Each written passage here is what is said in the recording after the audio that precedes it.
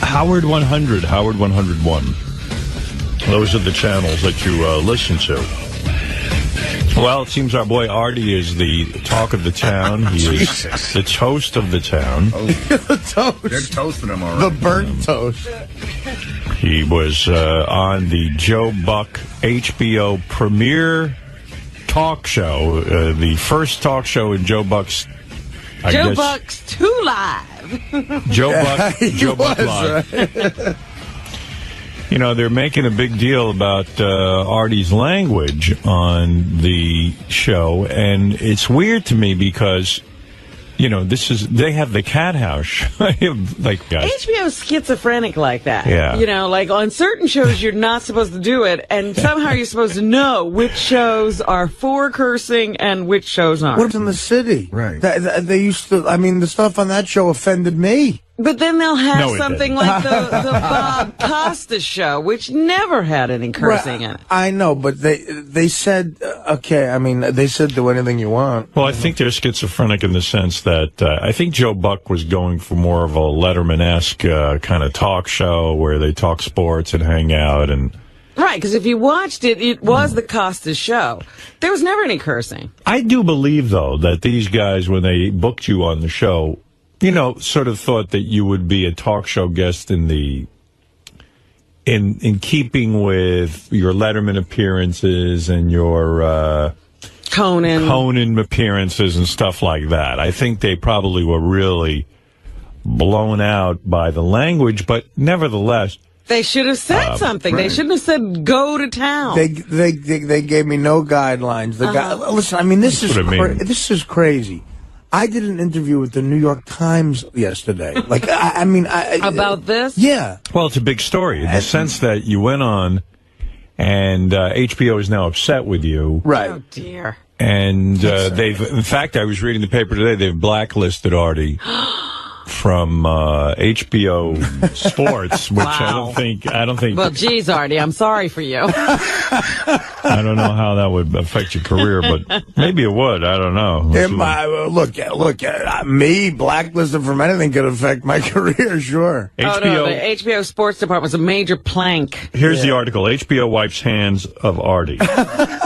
Artie Lange meet the HBO blacklist. Lange, Howard Stern's radio sidekick, is persona non grata at HBO Sports after his profanity-laced segment on Monday's premiere of Joe Buck Live. I tell you what, I never knew who Joe Buck was. Now I do.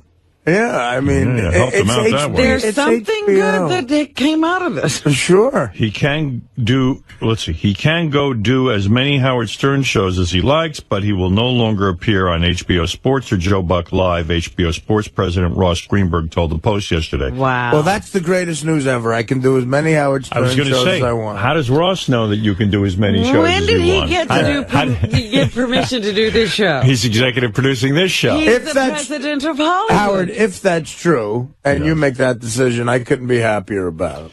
We don't have any interest in his world. That's a quote from Mr. Greenberg. You have your own world. Lange appeared with actor Paul Rudd, barely. Paul Rudd didn't get a word in. But they weren't trying. Did you see them struggling for words? No, Howard, they went. They had a good time. They went. Yeah, they both loved it. If you watch it, the crowd is guffawing. Like Michael Irvin is laughing. Like, look, I'm not going to say this about a normal appearance, but I have to defend myself. Like Jimmy Kimmel texted me yesterday. He said, "Dude, that appearance was epic. They should have you back on every night." Like, you should be his sidekick. Somebody said to me there should be the Artie and Joe Buck show. Yeah, I mean, so Ross Greenberg has, I mention him a lot in this New York Times. I don't know if the New York Times thing ran at all, but he sounds like a moron. He gave me no guidelines, and he knows what I do. He read my book. He saw my stand-up. Can someone explain to him why I wouldn't do what I did on Letterman? It's CBS. It's Letterman, and quite frankly, I have a lot more respect comedically for David Letterman than I do Joe Buck. Lange, discussing his appearance on yesterday's Howard Stern show, said Greenberg told him to go nuts if the discussion flagged. Check yourself, I don't care how important you are in the business, Lange said to Greenberg. That's regrettable, Greenberg fired back. I said to him prior to the show that we need your energy if things get boring. He misconstrued that. I didn't mean that we needed this, which was a far cry from energetic. It was a mean-spirited, vitriolic diatribe with guttural language. Howard, take away the first thing I said, okay? Right. And which was just a crazy joke that is the first time the audience reacted to anything, okay? Right. And the kid Jason next to me started whooping it up afterwards. Whoa, you know, and the place went nuts. Then after that, it really was just me and Joe ribbing each other. And I told a story about his father. And I mean, that was really, that's what I did. And everything killed. I mean, but look, I don't care if I'm ever on HBO ever again. Right. This is the show that sells tickets to, you know, there's guys who have HBO stand-up specials that open for me on the road. I mean, that's the truth, because I'm on the Stern Show. I mean, I don't care, Ross. I really just don't care. All right. Let's see. So Artie, who ever since he got off heroin is very energetic, appeared on a bunch of shows. He is Mr. Energy. No, Tim Sabean called me and asked me to call into Chris Russo. I wouldn't have done that. Well, you can do sports with Chris. Yeah, right. And I heard that, by the way. You heard it, Fred? Oh, yeah, I heard that, by the way. He's not your friend. Yeah, I know. I mean, Russo was, you know, he was doing... I didn't think Russo was... I thought you might have overreacted to Russo, and I'll tell you why. I definitely think so, too. I haven't heard the whole thing. We'll play it now. He thought you weren't funny. So you say, well, some people think I'm funny, and some people don't. Okay, he had an issue with the language, too, and I just explained that I said, well, look, but Chris... You got so angry with Chris, it was like saying, who cares what Chris thinks, whether you're funny or not? Just be like, you know what? I thought I did well. That's the only person I answered. Well, I was told that he was bashing me for a while. Well, that's what I was told. Tim said you got to call in. Tim wanted you to react to what was being said. Well, Tim asked me to call in. And then Artie slammed this guy, Mike Francesco. Turns out Mike was defending Artie. You were on fire. Oh, dear. Well, I've been wanting to slam Francesco for a while. He gave me a bad tip on a couple of college games. Well, that's very understandable. So, anyway, let me play you the Artie. What was Artie busy with yesterday? Yeah, how many shows yesterday? I'm going to get you a bunch of clips here. What page is that again, Gary? The Artie page. Artie has his own page. JD, page 1. Okay. All right. Here's Artie versus Mad Dog. What about that first clip? Can I pass on that one and just get right to pass on the first clip. Okay. Here's Artie versus Mad Dog. The two of them going at it yesterday. People guffawed laughing. They don't laugh. They laugh politely if they have to. People were barreled over laughing. Watch this. Artie, I'm a big fan. You were not funny. And I'm sorry. Yeah, I mean, I'm a big fan of yours, Artie. I watched. You were not funny. That was not a funny set. That was not a funny 8 minutes. I'll tell you what, Chris, I'm a big fan of yours about sports, but you don't stop being funny. When you're funny, it's funny when Artie, I'm not trying to be funny. You tried to be funny, and you weren't funny. Exactly. I was trying to be funny, and I was funny. Howard Stern thought I was funny. We all know. I got texts from people I barely know. Jimmy Kimmel sent me a text saying that appearance was epic. It was the best thing I've ever seen. It was hilarious, and they're going to have you back. Every funny person I know thought I was funny. I don't give out anybody else. Chris, I love Billy Crystal didn't think you're funny. And Billy Crystal's better than Jimmy. And Billy Crystal's Billy Crystal is bigger than Jimmy Kimmel. And Billy Crystal did not think you were funny. Billy Crystal, let me tell you about Billy Crystal. Billy Crystal hates Howard because Howard busts his chops. Billy Crystal's funny, but he's an uptight prick.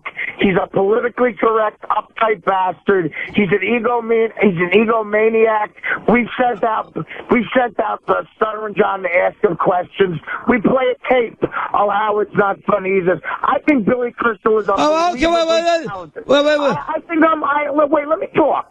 I think Billy Crystal is unbelievably unbelievably talented. His stand-up is unreal, but he's full of himself, and he's taking it too far. I'm a Yankee fan like him. Now he thinks he's Mr. Big Shot, Mr. Pretentious, Mr. I Meet the President. So what he thinks is funny. I get what my fans think are funny, and they thought it was funny, Chris. Artie. And I don't care if you think it's funny either, even though I'll listen to you talk about the Jet-Giant schedule and what the record's going to be, but don't tell me about being funny, and I won't tell you about... Well, no, but Artie, you need a guy. You tell me about sports. You're allowed. I mean, I don't say, well, I don't know. What does Artie know about sports? I don't say that. So why should you say that about me, about why I can't judge a comedian? What, you're allowed to judge your sports, and I can't judge a comedian? You're entitled to your opinion, but I don't respect your opinion about comedy. I tell you about sports, and a lot of times I'm wrong, and if you tell me I'm wrong, I'll believe it.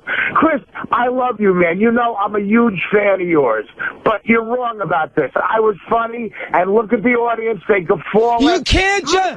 Michael, wait, Chris. Oh, hold on now. Let me get this straight. Artie, let me get this straight. I'm not allowed to judge your comedic value, but Michael Irvin can. Is that the way it's supposed to work?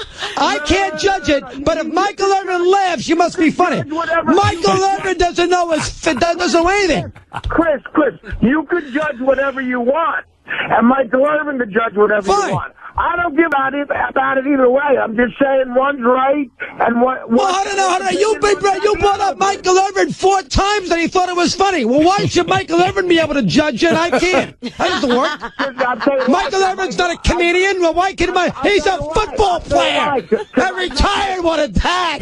I'll tell you what. He's got no credibility with comedy. Chris, you gonna let me talk? Or yes, go ahead. You gotta answer the question, though. Because, Chris, I met Michael Irvin, and quite frankly, he's funnier than you are. That's how it is. You're funny, and you don't... Michael Irvin can't get a job in the media business. ESPN fired Michael Irvin. Nobody wants Michael Irvin on. You make Michael Irvin's a big talent in the broadcasting field? Why was he on? Because he's a Hall of Fame wide receiver, Artie. You think he's not because he's funny? And I'm on Joe Buck Live because I'm on a Hall of Fame radio show. How's that? Well, that's different, Artie. We're not talking about... Forget Stern. We're talking about your appearance as far as humor is concerned and about language and about all those things. How about going on, Buck, last night and use better language and not make everybody cringe in America? And being boring and nobody cares. Would you be talking to me right now if I went on and talked like Carol Burnett an hour or some jerk-off you think is funny like Bob Hope? You're talking to me right now because of what I think. Is Bob Uecker funny? Is Bob Uecker funny? Yeah, Bob Uecker funny? I think Bob Uecker's hilarious. Okay, does Bob Uecker use bad language? Off the air. In his jokes, does he use bad language, Artie? The answer is no. What the hell is he talking about? Chris, you're caught up in the 1940s, brother. I'm a Richard Pryor fan. I'm a George Carlin fan. I love Sam Kinison. I love guys who were on the edge. You don't. It's a difference. Howard Stern. And don't bullshit me, man. I used to listen to you and Mike and Mad Dog, and you guys would always talk when you were kissing Imus, old ass. You would go, oh, Howard works blue. I don't work blue. I grew up listening to Howard, man. I work blue. And Joe Buck knew that. And he got it, loved it, and today people are talking about his show because of it. The one thing I don't understand, maybe you know this and clear it up, Artie.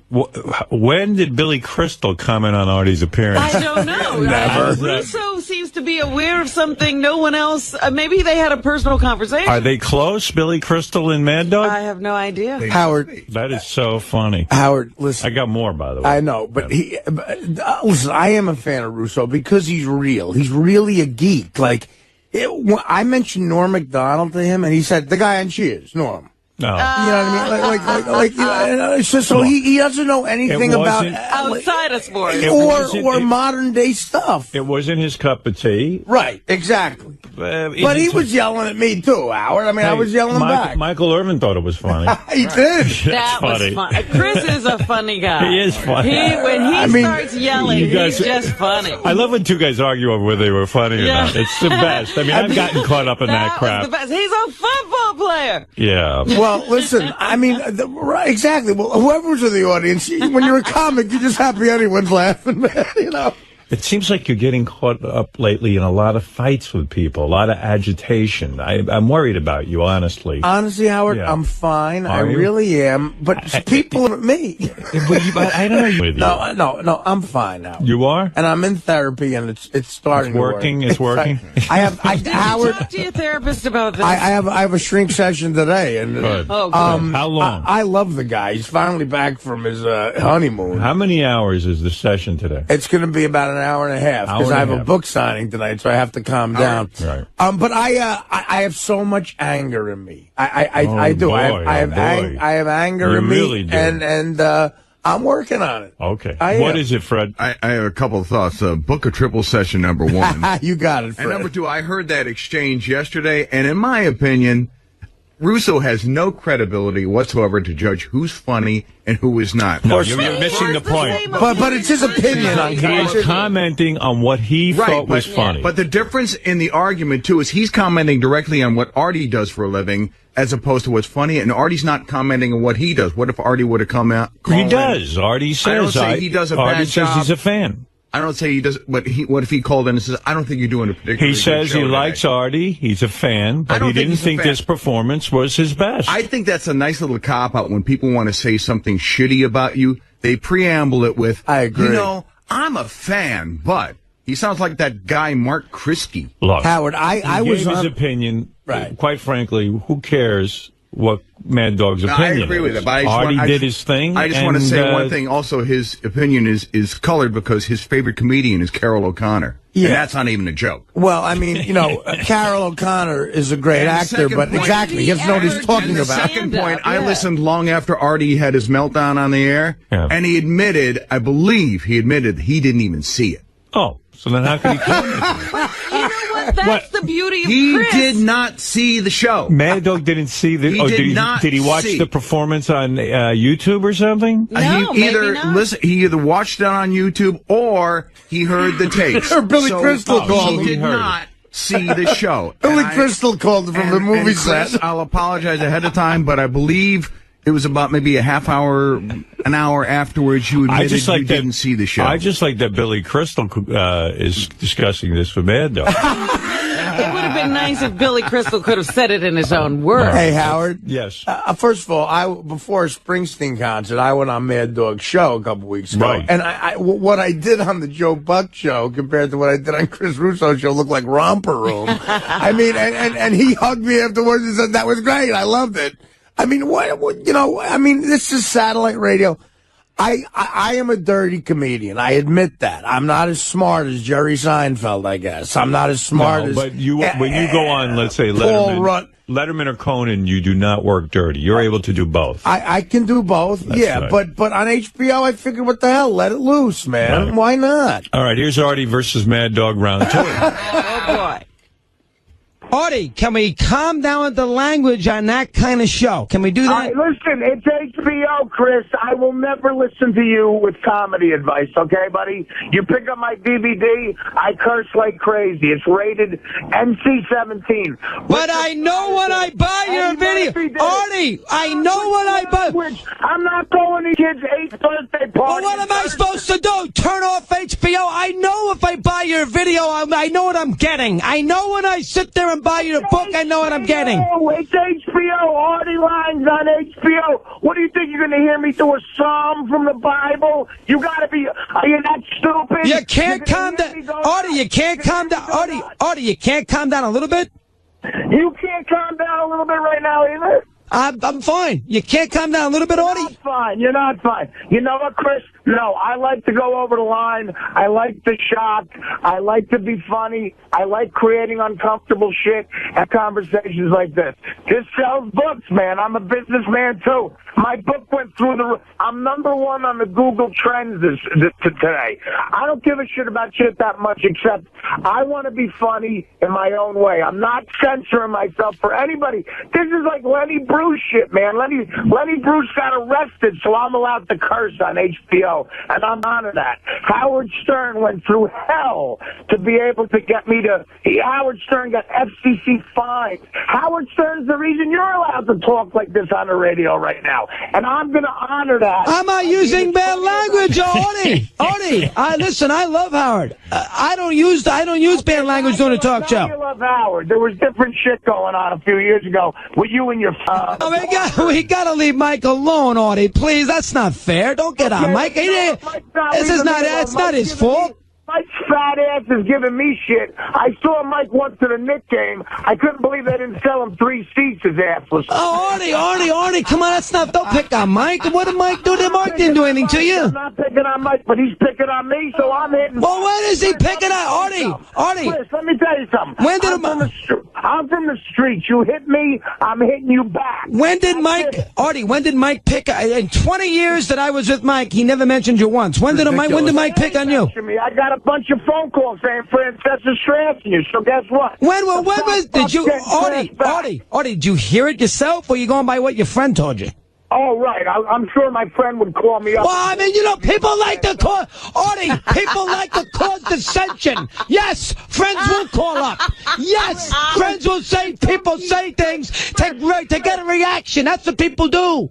Chris, don't teach me about radio. I know people make shit up, but there's no way. I guarantee you Francesca gave me shit, just like you're giving me shit. Not in 20, Artie. About Francesca, I give out you, so I'm calling in. That's it. I mean, I don't have proof, but you know what? Whether I have proof or not, Francesca... listen, here's what I say. Listen, one thing. Whether I have proof or not, Francesca still has a big fat ass.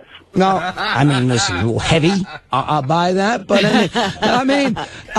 19 years, and I worked with Mike for 19 years. He never said a word about it. He never. I know. That's not what I'm talking about. The last 8 months, if he said something, I don't know that. He didn't say a word about me because I'm not famous enough.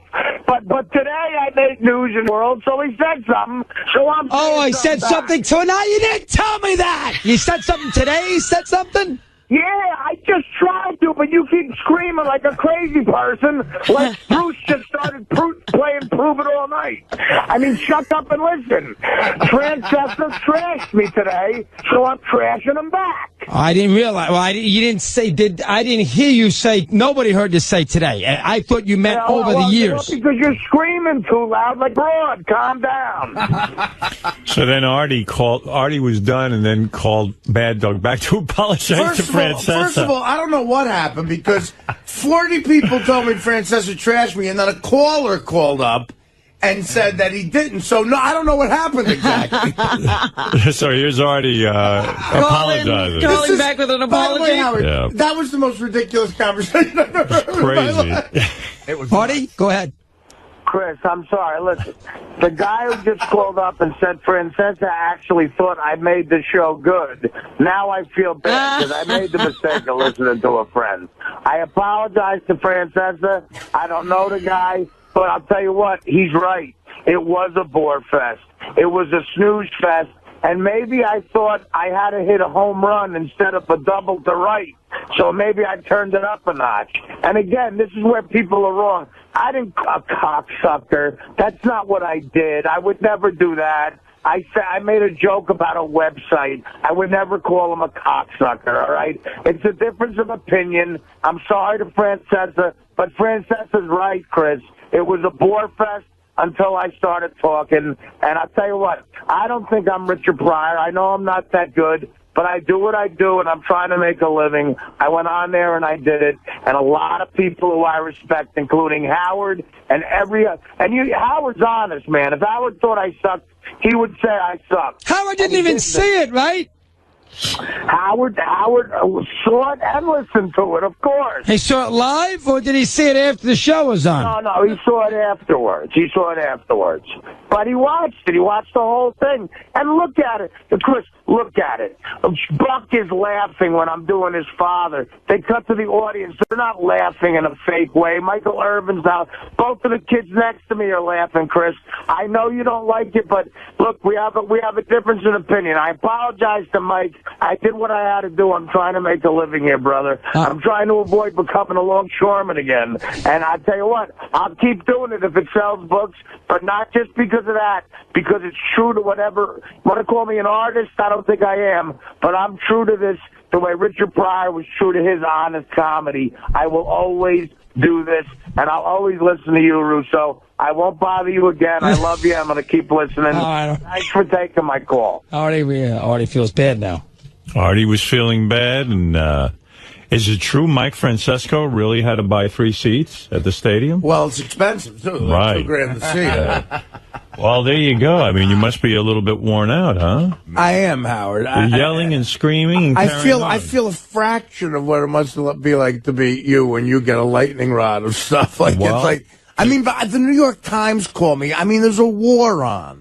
You're like Crazy Alice. You're yelling and screaming on all these radio shows. Well, I mean, again, I would never. Has he become Crazy Artie? Crazy Artie. Took up crazy you.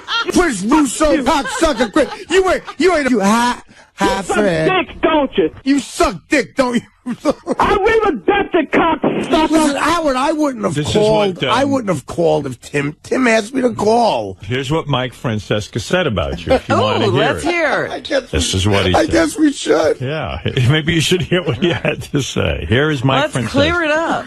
This was the worst show I had ever seen until Artie Lange showed up. Wow. And then it became... You sorry, Mike. Him. Way to go.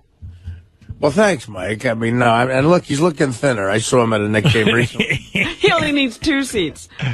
See, you got to admit, Mad Dog was right. You can't listen to people on the phone telling you something somebody said. They do that to me all the time. I know. Russo was on the money. He says, you know what they do. That's right. They wind you up. I feel like... and by the way, I've seen Mike Francesca's ass. It's as beautiful as Carmen Electra. They should have a website devoted to it. All right, let's hear the rest. You know, a different kind of show. And one that I'm not condoning here, because I'm not condoning him coming in there and just, you know, firebombing the entire festivities, which is what he did. But what would you expect? You invited Artie Lange there. What would you expect? You got what you expected. So I thought the show was awful. And I was about to turn it off when Artie Lange started with his tirade, and I did sit there and watch it. And it was interesting to watch Buck squirm. You know, and Paul Rudd wanted to hide who is a talented guy, wanted to hide his head in a cushion. I'm not familiar with the other guy. I guess he's a comic. I'm not familiar with him. I'm not familiar with him. But I know Rudd from the movies. You know Rudd. He's made a lot. He's a talented guy. But Artie Lange, who I don't hear Artie Lange. I know who he is. I don't hear him very often. Now you know why. Went off on this crazy, absolutely vulgar tirade. I mean, vulgar. Yeah, I mean, you give vulgar a bad name. It was so vulgar. So, I mean, I don't know why you'd be Fox and want your lead announcer associated with this. Where this is the guy that you want to sell to the country. This is the same Joe Buck who went off on what's called, the receiver. Yeah, who I mean? Randy Moss. When Randy Moss mooned the fans and he went crazy about how it was the worst thing he'd ever seen. Well, I guess that's over with after last night. That was the most, was the worst thing he'd ever seen, and how dare he, and this.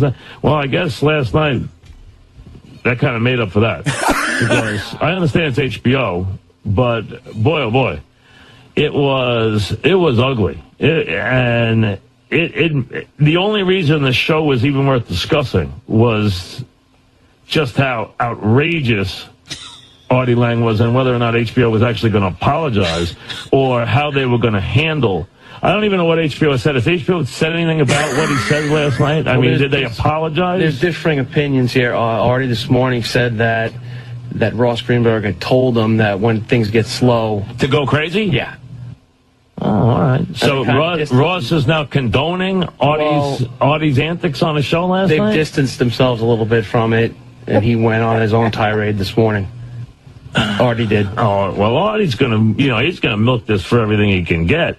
But the show would have gotten absolutely hammered because it was just a bore. It was a snooze fest. You saved them. Well, that's the point. You saved them. It was. I mean, Francesca's right. He's right in everything Let's say this hadn't happened. I don't think anybody would be talking about Joe Buck's show on HBO. Or if it was reviewed, it would have been a dismal review. Howard, now they're not talking about that. What I thought was really wild was that HBO now, on their website, bleeped the entire thing. Like they have bleeps in it? They're uptight about the language that was used. I guess their sports area is where they don't curse. I guess. I don't know. Well, I think they want to be, they're a little schizophrenic, as you said. They want to be a bunch of different things, HBO Sports and HBO Regular, and, they're the dirty channel. Here's the crazy thing, Howard, and I've said this before on the air, I am such a fan of HBO Sports. Their documentaries, Thrill in Manila. Like, they are, Liev Schreiber does all of the narration. They did a thing about the Oakland A's and the Raiders in the 70s. It's one of my favorite things ever. I own it. I love HBO Sports. I love Bob Costas. They don't love you. But they don't love me. So there's a lot of people I love who don't love me, by the way. Right. But anyway, let me just say, and I told this to the New York Times last night. Here's exactly what Ross Greenberg said to me, okay? And I'll tell you what Joe Buck said to me, too. And there's witnesses to this. He said it in front of a few people. And he's not going to like this, and I don't agree with this, but this is what he said. He said, look, Art, with a big smile on his face. Ross Greenberg. Okay. With a big smile on his face, he comes up to me and he goes, listen, man, if these two guys get boring, you go in there and put in some energy, and you're the cleanup guy, Right. And he said, if these two guys get boring, Right. And Paul Rudd, who is a talented guy, and Greenberg claims that what he meant by I didn't say go nuts. Right. I said go nuts. That was right. He didn't say go nuts. He said give these two guys, give them some energy. Now, Joe Buck in the green room in front of a bunch of people said to me, listen, give it to me, man. Let me have it. Oh, yeah? Yeah. He said, let me have it, man. That's what this is like about. Like roast them, kind of. Yeah, well, no, he just said, let me have it. I don't know what I mean. And so if you say that to me on HBO, what does he think's going to happen? I don't know. I guess you're right. The first thing was a little strong, but then I made. I told I told a touching story about how much I love this father. Right. Well, listen, everybody forgot that, Artie. I know. That's right, Art. So okay, so that's the show Mike Francesa show talking about Mike Francesa. Which Artie didn't hear and said that and just Mike, went to town on Mike was a fat ass, but it turned out Mike was defending him. Well, listen, Mike clearly. By the way, it wasn't a great defense. Was a right. He said, "I'm not condoning it." I mean, he sounds like a 90-year-old in the 30s. Listen to those guys. I'm not condoning cursing. It wasn't the greatest of defenses, but. Most of what he did say was correct. It was. I mean, try to watch the first part with Brett Favre. There might not be a more interesting story in sports right now than Brett Favre, and they turned it into, like, taking an Ambien. I was reading a guy named Tommy Craig's column in I think this is from Miami, but I don't know. I don't know where he writes a column, and he said that he thought that Joe Buck's phony outrage over Joe Buck's show is ridiculous, that having Artie on He invited Artie. Artie was wild, and that's what they could have expected. And Joe Buck now distancing himself from his own show is sort of a wild thing in itself, that this is your show, and you kind of wanted this, and now you're conveniently saying you didn't want it. HBO took Artie's appearance off of YouTube. And they had it removed. YouTube? Yeah, off of YouTube because they had it removed. I didn't hear the rest of these, though. There's a couple other shows, I guess, that commented on Artie. This is the Dan Patrick radio show from here at Sirius, I guess. Well, I guess that, Gary's happy because they stopped talking about the pitch. Yeah. Well, at least I did something manly. No. I was offensive. Before we dive into Brett Favre's appearance last night on the Joe Buck show, the Joe Buck / Artie Lange show on HBO. It's a good show, the Favre, and then the nice piece on David Wright, and then that great segment with Paul Rudd, who's hysterical, and Artie Lange, and some guy. Paul Rudd wasn't hysterical. Well, he only had 2 words. Paul Rudd was there? Yeah, I think he said, "Hi, Joe," and that was it. It was a hijacking last night. Yes, it was. Brutal. Yes, it was. Brutal but transfixing TV. I was not turning the channel. There's no doubt about that, but I've never felt more uncomfortable or sorry for a host in my entire life. Oh. But what do you expect with Artie Lange? This is a comedian with Howard Stern, and Artie's off heroin, and if you listen to the show, Artie never shuts up anymore. He's got 1,000 things to say, and I think he probably got on and said, "Hey, you know what? This is kind of boring here. Let me liven this up." Exactly. He pulled a Howard, like when Howard did that to Arsenio Hall, and he's done it to other places. But they went to him, and the first thing he said to Joe Buck, I can't even come close to repeating on the air, but poor Joe looked like, I don't even know how to explain that. I mean, he was shell-shocked. Yeah, I think that he, and probably had his family there. That's a big thing. It's his first show. It's HBO. He wants to get into the entertainment field. And I can host one of these shows. And some producer in the back room in the early planning was like, you know what? Why don't we go a little crazy? Let's get a guy a little risque. How about Artie Lange? That Artie Lange, I hear it. All the kids like him. Yeah, it'll be great. He's edgy. Yeah, that'll be good. But I think what he made the mistake of maybe waking Artie up a little bit, and he started to give him a little bit of grief. As a host, you got to be careful if you're going to pick your battles with a comedian, a stand-up comedian who's just going to fire back. I mean, Artie's used to doing this every single day of his life. And I think that's where Joe found out, especially the websites that Joe apparently goes. Joe's 10 and 15-year-old sons, by the way, were in the audience. Oh, dear. Yeah. I wasn't told that. Oh, dear. Why would that have mattered? Well, you know what? Maybe. They're a little less innocent today.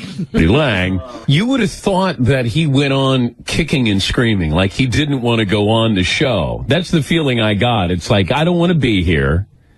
And I'm just going to start taking shots. I'm bored. I'm going to start taking shots. And the funniest part was he just says some really off-color stuff for about 2 minutes. Then he goes, but, Joe, I love your father. He's a great broadcaster, one of the best old-school guy, didn't take any BS. And starts complimenting his father, but still throwing in swear words as he's complimenting him. I thought it was 𝗏𝗏𝗏𝗏 when I first tuned in.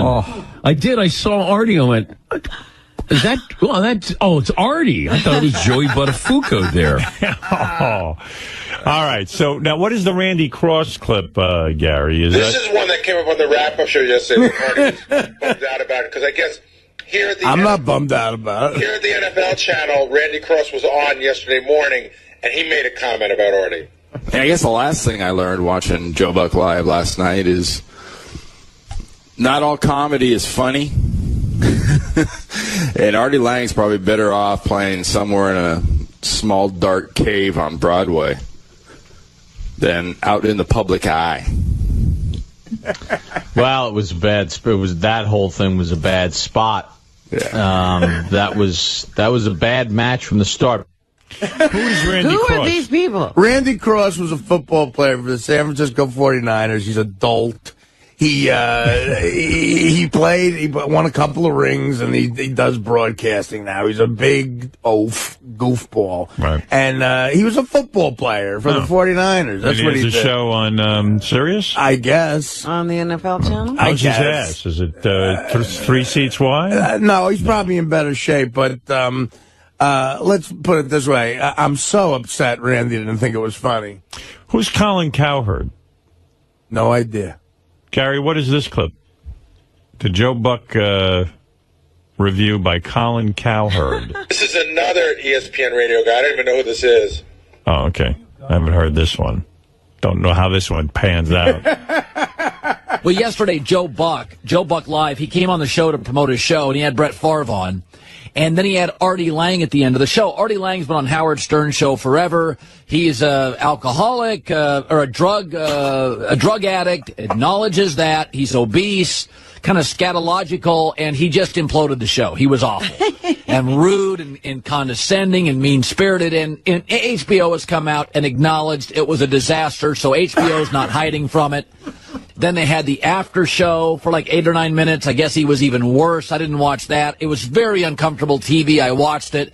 I think Artie's a talented guy, but, much like 𝗦𝗫𝗄𝗿𝗱, Artie is a obese drug user, so clearly he can't control himself. What? There's a lot of self-loathing going on. He's massively insecure. He's a mess. But that is what probably creates funny people. I mean, most comedians are a mess. That's why they're funny.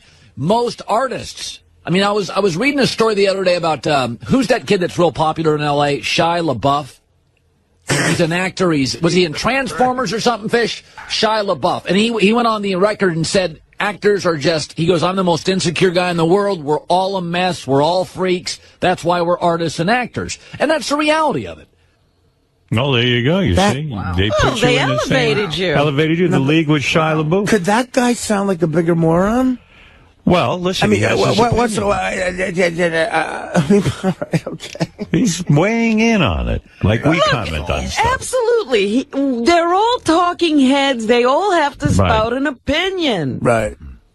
Here's the bottom line. No, look, if he didn't think it was funny, that's one thing, but he just sounded like he was he's commenting on artists. But I don't know how you're like 𝗦𝗫𝗄𝗿𝗱. No, but that's what I meant to say. He said you were an obese drug addict twice. But he said 𝗦𝗫𝗄𝗿𝗱 is an athlete who's not obese and not a drug addict. He said he compared me to 𝗦𝗫𝗄𝗿 may have a lawsuit, brother. Hey, Marie, you're on the air in El Paso. Hi, Howard. Hi. I love you. Love you. I just wanted to say, Artie, because I was a big Jackie fan, and so Artie's kind of humor, it's always been something that I don't really get or I don't really understand, but it's always kind of been like he's not really himself, and I think it was the drugs. And I've been in rehab. I've just been out of rehab for like a month. And I know exactly what he's going through because, like, I'm now myself. Like being and like shouting at people, and you know what I mean? You're being yourself, Artie, and that's what I really, really appreciate about your humor now, is that you're being honest, and that's what makes it really funny. Okay, no, I guess she likes you. That was a weird turn, but thank you, sweetie. She back into it. I wonder how many times HBO will rerun this disgraceful episode. I don't know. It sounds like they're bleeping it, but it is on their website. It's still there. I know it's bleeped somewhere. Some people write me letters now about this whole thing, and can I say something? I'm trying to understand it, and I think somewhere it's bleeped, and YouTube took it off. That's what I know. I don't know why YouTube would take it off, but, They don't take anything off. HBO had it removed from YouTube somehow. They don't want people seeing the unbleeped version? Yeah. One other thing about my intent, I was excited to be invited to that. That's a big deal for me. And a live HBO. It is for an HBO. I mean, I got a book out. It's an HBO show. Brett Favre and Michael Irvin are Hall of Fame guys. Favre will be. And, I didn't go there to do anything but try to make the show good and be funny. Joe Buck was very nice to me. He's a big fan of this show. And I didn't go on and try to hijack anything. What was it like after when you were leaving? Did he shake your hand? He shook my hand and said, "Great job, man. That was great." And you weren't ushered out by cops or anything like that. I mean, look, every one of the crew guys hugged me and said that was the greatest thing ever. I mean, Joe Buck himself. What did Greenberg do? I didn't see Greenberg on the way out. I mean, I had to get up in the morning, so I left. Right. I mean, I didn't know I had to stay an extra half hour for the internet thing. I mean, I had to get up in the morning, but I stayed.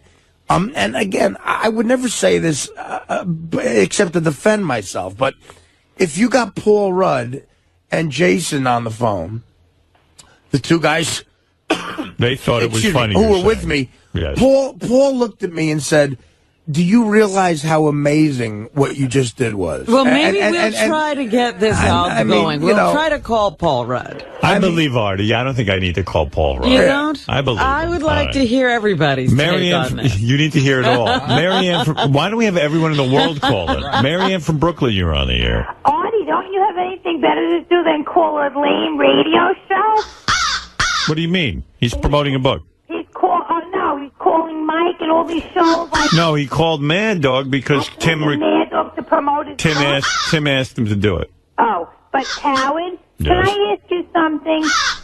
Do you think that Artie using your name like Howard said it throughout this whole thing, are you upset about that, or it doesn't really matter to you? No, Artie works with me, and he's quoting things that I said. I thought it was funny. No, I'm talking about on the shows, like he says, Artie's my boss, and Howard's my boss, and I'm only gonna listen to Howard, and I only listen to the great Howard. You know, that's what he keeps saying, almost like you're his father figure, and he's got to put it out there, like you have to protect him. No, I think it's a way of him saying that he works with me and respects my opinion. Well, that's nice. I have to say one more thing. It's not such a big deal, Artie. Life goes on, you know what? And you should just, like, chill out because you're trying to be in, rehab and stuff. So everybody does have a life, so we should all move on. Love you, Howard. All right, Marianne. I am chill. I'm very calm. It's a lot in the internet and stuff, and it seems like that man you're talking about, he said that he really wanted to kick you off, but because he promoted it so much, he wasn't going to do that, and that you were supposed to give energy and not that kind of raunchy, crazy behavior, because All right. I think the reason... All right, very interesting. David, go ahead. You're on in Toronto.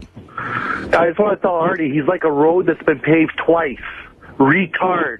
You are less Italian than you are funny. I think you should concentrate on that. And the title of your new book, if you understand Italian, should be Ciabatta. It means fat. Well, not an Artie fan. I don't understand what he sounds more said. like, I think this is Mr. Greenberg on the phone. He did a great joke. You hear him? A paved road, retard. Retard. Yeah, no, I just... that was a good one. That's funny, man. Can I use that one? Howard's my boss. Yeah, you right. can use that one. Thanks, buddy. You can use that one, and maybe you'll get a laugh. Right. I never get laughs. People laugh because they're... I never get laughs. Doesn't mean you're funny. Oh, okay. What would mean you're funny? People not laughing? No, it would mean people laughing because you said something that was actually humorous, not belligerent. Oh, people laugh out of Yeah, that's a lot of your detractors are saying you've become very angry and belligerent. Oh, okay. That you used to be sweet Artie, and now you're vicious Artie. Okay, well, I thought that the Joe Buck thing was entertaining. Now, I don't know. I don't even believe everyone's carrying on like this. I can't believe it was either. Very controversial. We had no idea that they would be debating this all over everybody's ear. Listen, if I was on there with Barack Obama, I would not have said what I said. You Okay? said it was a setting where you felt comfortable enough to do your thing. Exactly. All right. I'm sorry, guys. Now, were you excited by all this, or were you upset by it? What happened yesterday in your life? Were you turned on by all of the attention, or were you turned off to this? I have to admit, Howard, I was turned on by it. You liked it. You Yeah. liked all the attention. It's exciting. I mean, Did Team Lange come together and say this was a good thing? I haven't met Team Lange. Did you discuss this with your agent? Did you discuss it? They with all think it's great. They Yeah, like that's it. what I was talking about. Because That's Team Lange. the book apparently doing well. Went through the roof. So that's what you want. Yeah. The So book, you got what you needed. well, I mean, it's publicity, Right. And so you weren't having any sort of second thoughts about it, doubts? No. You feel good about your appearance there, and Howard, listen, all I can go by is I've done a lot of talk shows, okay? Right. And I've done 1,000 of these shows and whatever, and I've done a lot of things in front of an audience. I thought it was great. Right. So that's all you have to worry about. And Why I've been defend on yourself? and I've been on before, and I've thought I've been bad too. Why defend yourself? That's what you've got to do in therapy. You got to say, Right. listen, I thought it was great. That's what I did. I stand by it. Well, that's it. People are. Don't get affected by everyone's opinion. I'm not affected by it. Good. really, I'm sort of just sitting here and people are coming to me.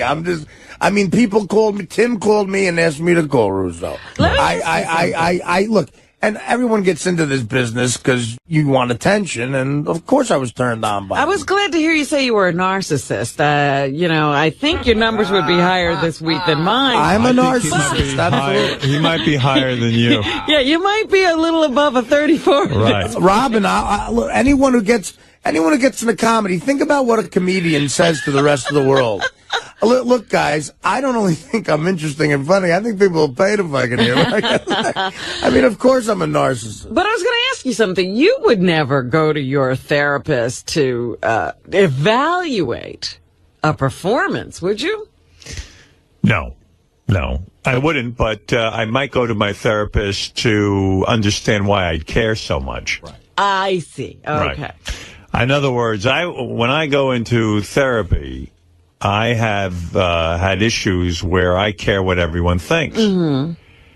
And we get into that. Why care about... that's a different issue. I thought you were saying maybe you should talk to your therapist about, whether this was funny or not. And that's not what you're going to do. No, I think Artie needs to deal in therapy with a lot of issues. This isn't one of them. Right. What would he be talking about in relation to this, though? His anger, he is lashing out at anyone who criticizes him, which is understandable. Mm-hmm. But the anger is so off the wall. Right. Well, you know what? It's crazy that it's making his life like a little bit unlivable. And I would guess, if I may play shrink here, that all of this excitement, all of this fighting with everyone, all of this turmoil is keeping Artie from really getting to the things that bother him. Absolutely. Yeah. Well, he's keeping himself busy. You're 100% correct. Right. Something about that, though. I remember going through an anger phase. Yes, I remember that in phase. the few months that I did therapy. Yeah. And then cured yourself. Before I quit. Right. Before you cured. Yes. And that's one thing that happens. A lot of your unexpressed anger just rises to the surface, and it is a little bit uncontrollable at the beginning. Oh, it's horrible. And what is that famous quote by Richard Nixon, like, your enemies only win if you get mad, because then you destroy yourself. You know?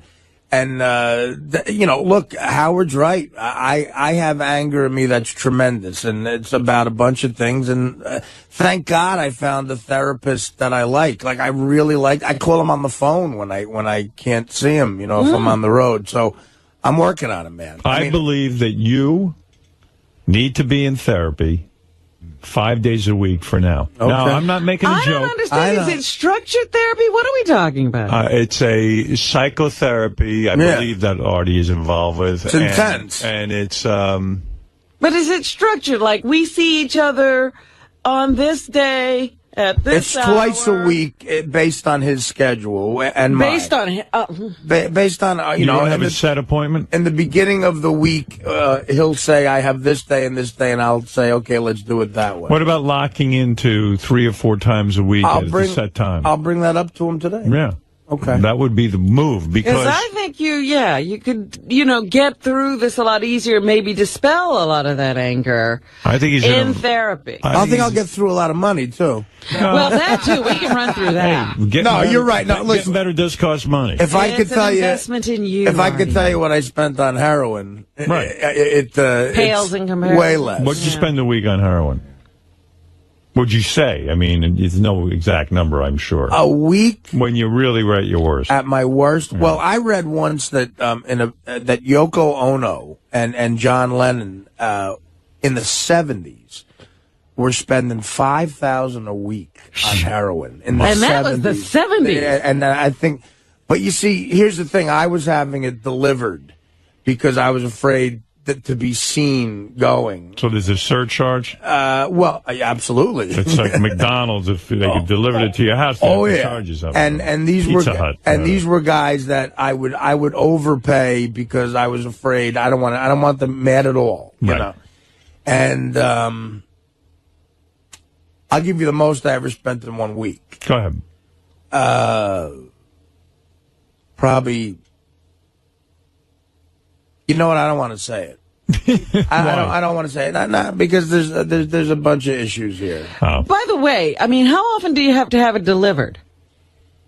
About twice a day. No, Is that true? No. A couple times a week. Right. Yeah. How long does the delivery person hang out? Do they just deliver and then leave? Like you don't have to hang with them. Hang out with them? Sometimes it gets uncomfortable. Yeah. Sometimes they use bad language. Sometimes Ross Greenberg will say, look, you're Artie's heroin dealer. If it gets boring, try to mix it up a little bit. And they completely misread him. Does the delivery person ever, like, once in a while, like, hand you the bag and then, like, pull it away real quick and, like, with you? No, they don't want to. They want the money, so they don't want to tease you with it. That doesn't matter. You're not in any mood to pull back the money, are you? No, I'm not. So when somebody, maybe let's put it this way, see if you can answer this. When somebody's habit is bad, like what generally would they spend a week? Well, here's the thing. I never 5,000 sounds incredible. I never shot it. Right. I believe John and Yoko were shooting it. You go through it way quicker. Right. So, I would say even adjusting $5,000 a week now would be money to pay for heroin because heroin's cheap. Could you have spent $7,500 a week?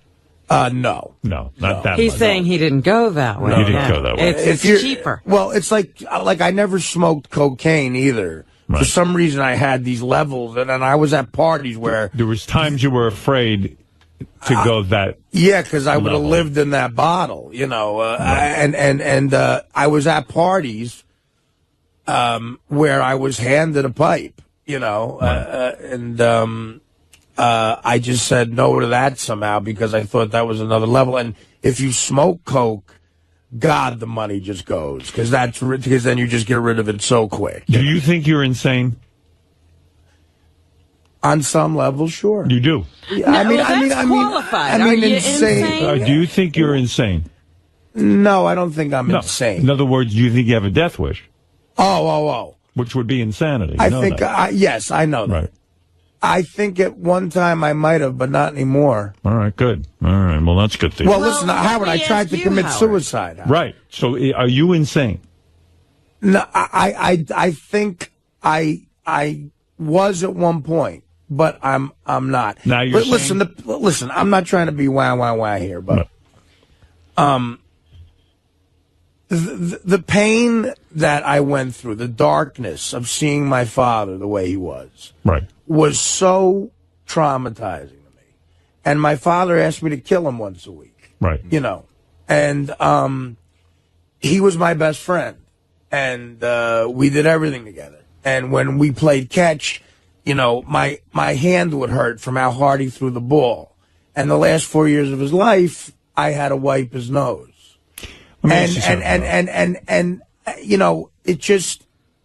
It really was something I couldn't get out of my head. And I never went to therapy for it. And my mother always looked tired.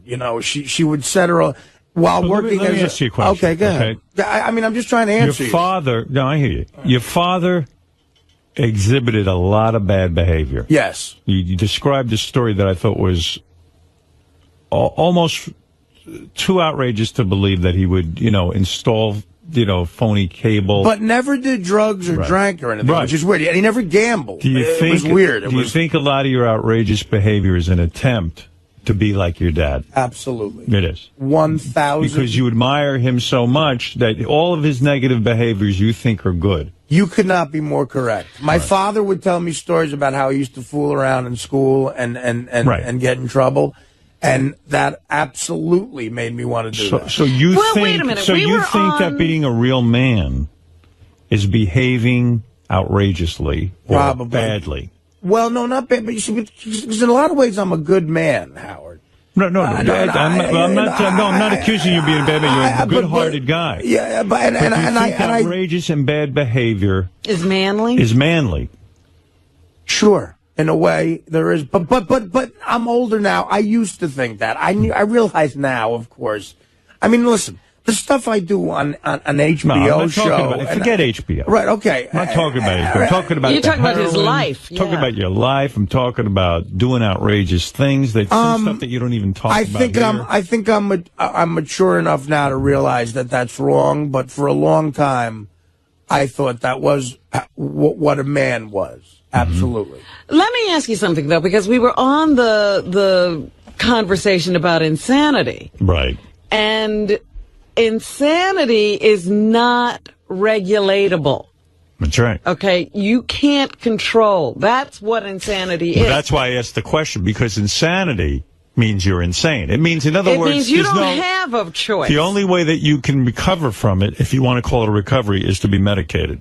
Right. You have to be controlled outside of yourself. Absolutely. So You can't say, today I'm not insane. right. So You are if you're insane, that's it. there's no cure. I was insane yesterday. No, there isn't. That temporary insanity defense. What do you think of that? Insanity, that's why I asked you if you think you're insane, because...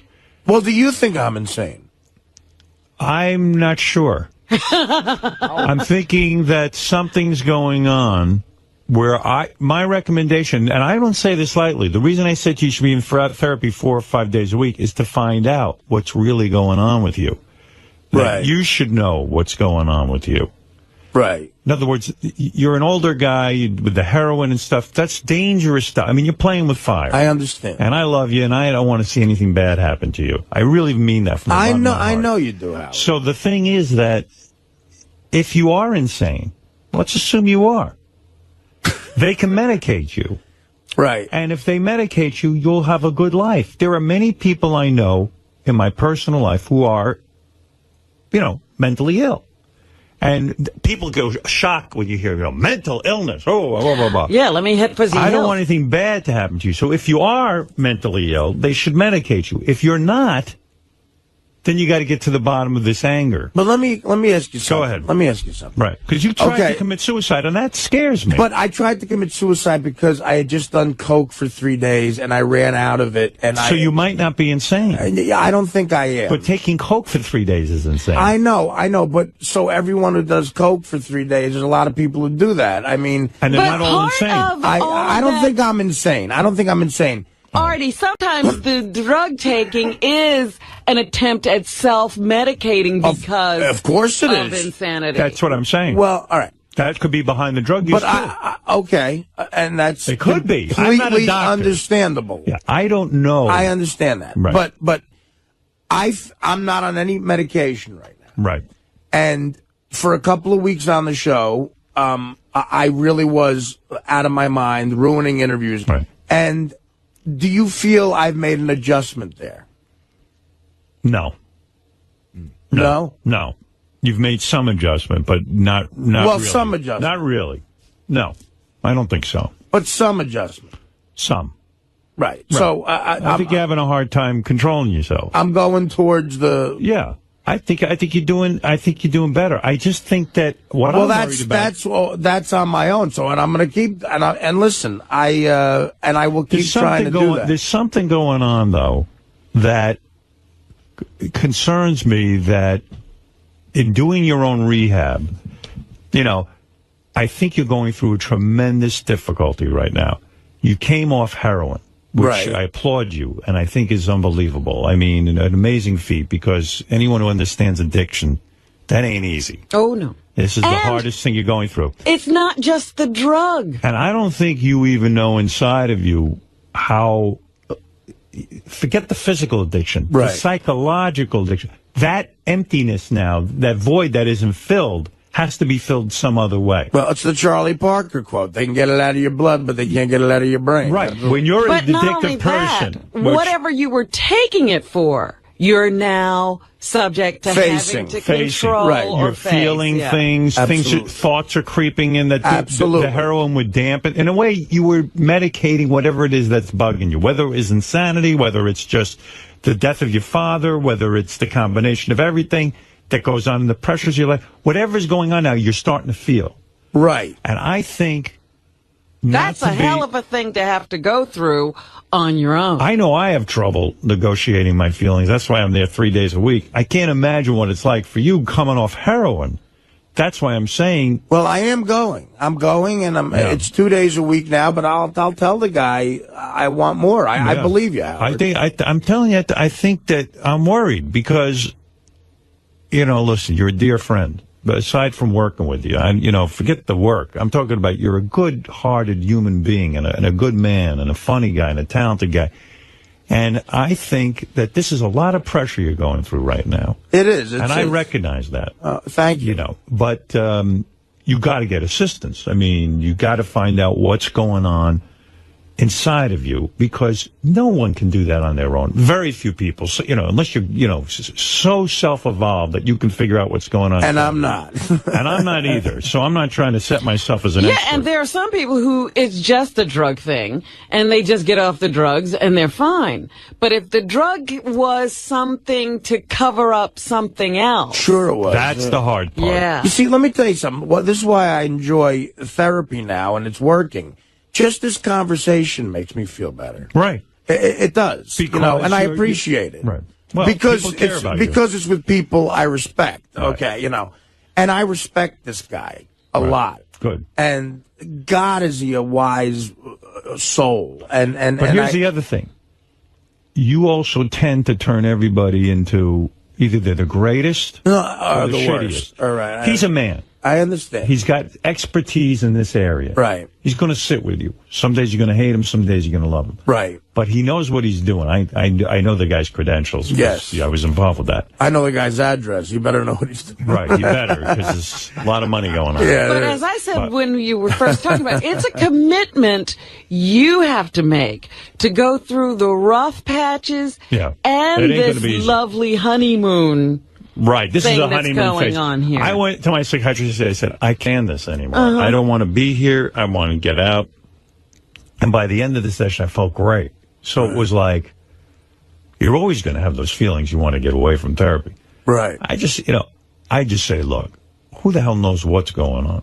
You've had a volatile past, the horror of your father, as you point out, and who knows what else went on there. You might have blocked out a lot that you don't even know really what went on. Well, I mean, I can tell you for one thing, I was never abused in any way. Oh, no. That does nothing. I mean, I know. I'm just saying. Me neither. I mean, look at us. Who's going to abuse us? No one's attracted to us. Abuse comes in many colors. Believe me, I wish someone would have abused me. No, I'm just saying. I just paid attention. And anybody can formulate an opinion on what you just said. I just want to make sure I was not abused. I'm not talking about abuse. Right. I understand. And you're right. If anything, my abuse was people ignored me because of the way I looked. That was terrible for you. Right. I wish someone would have touched me inappropriately. I want to be abused. So anyway, listen. Right. This is a topic for off the air, but the fact of the matter is. So let's do it on. Let's do it on. No. What I'm saying so much is, better on. I appreciate even this episode with Joe Buck. Right. While I believe it was, television for me, anything goes. I'm not uptight. But I have a feeling even this weighs on you more heavily than you even know. Mm-hmm. That this is a lot of attention all of a sudden. It is. And there's a lot of pressure in it. Even the way, like, you're trying to convince this sports guy that you were funny. You're convincing the Mad Dog. You're caught I'm turning into the Mad Dog. You're caught up in a lot here, and there's a lot going on top of which you're running around the country promoting this book, doing stand-up. It's a crazy month. And you just got off heroin. So it's nuts. I'm saying this whole schedule sounds crazy to me. Everything about this sounds crazy to me. Right. Is what I'm saying to you. And, there's got to be time also to just sit down, relax, get in touch with your thoughts. You're right. And really focus on yourself. Yeah. I mean, I don't see that happening here. I see a lot of busyness to keep you busy, to keep you off of the heroin. Off of Artie. Yeah. Keep you away from it. Keep you off Artie, keep you off heroin, keep you off whatever it is. Right. There's a lot of running around. There's a lot of energy going on here. And I'm just, a lot of distractions is what they call it. And I hope the psychiatrist will sort of do in trying to sort of say, hey, Artie, slow down. Learn to say no to a few things. Well, that's what he said. He goes, because I called him from L.A., and he's like, well, where are you going? Like, I told him my schedule. Right. And up until July 1st, it is crazy. And even with this show, it's like not everything has to happen at once. Like I always say to Artie, this is a long haul. We have another year and a half. Let's slow it down. Let's just take it easy. There's a lot of panic and pressure here going on. And I worry about you. And I've said this to you off the air, and I'll say it to you on the air. You're a friend, a dear friend. You're a good-hearted man. And I hope the audience doesn't forget that because, you know, a lot of people are saying they hear Artie's anger. They hear his, you know, he's vicious right now. You're a good guy. You're a good-hearted soul. And I know that about you. But I'm hoping and praying that you do take some time for yourself. Sit down. Yeah, okay, so you don't go away and do stand-up for a week, and it's going to cost you money for not doing stand-up, but who cares? I'd rather you spend the money. Go to a shrink, and sit there and talk about yourself, even until you're sick of talking about yourself, till you break through, until you get to understand what's going on, and let him understand who you are. Right. Because if the theory is that you're insane, good, get medicated. That's easy. That they can fix. If it's not insanity that you're doing this to Howard yourself. makes this all. Not everybody is capable of dealing with the medication either. That's right. It's not that easy. No, what I'm saying is like this is complicated. So yeah. what I'm saying is, I don't think Artie's insane. I don't either. But I'm saying is, go get if I was insane, Howard, I don't think you'd keep me here. I mean, you don't know that for sure, Artie. I've seen him hire insane people. Yeah, but you know what? I'm sitting 2 feet from him every day. They couldn't keep the job. Insane people, you know, listen. Right. I'm being dramatic for purposes on the air, but the fact of the matter is, we don't know what's going on inside of you, nor do you. You know what? You're right. I don't know what's going on inside of me. That's what's scary. I'm having somebody diagnose me and help me. And you know what? And for years, I pushed that away, and now I'm embracing it. All right. There you go. And and it's a lot of credit goes to you for that, man, and I appreciate it. You found the guy, and I love the guy. Well, Artie, as important as all of this is... Yeah, but the one thing I would like to say is, you know, because I much like Artie, I am fascinated by people who are out of control, you know, because he's always talking about, you know, his hero, Keith Richards and John Belushi, and, you know, every hero he has, Charlie Parker, they're all crazy.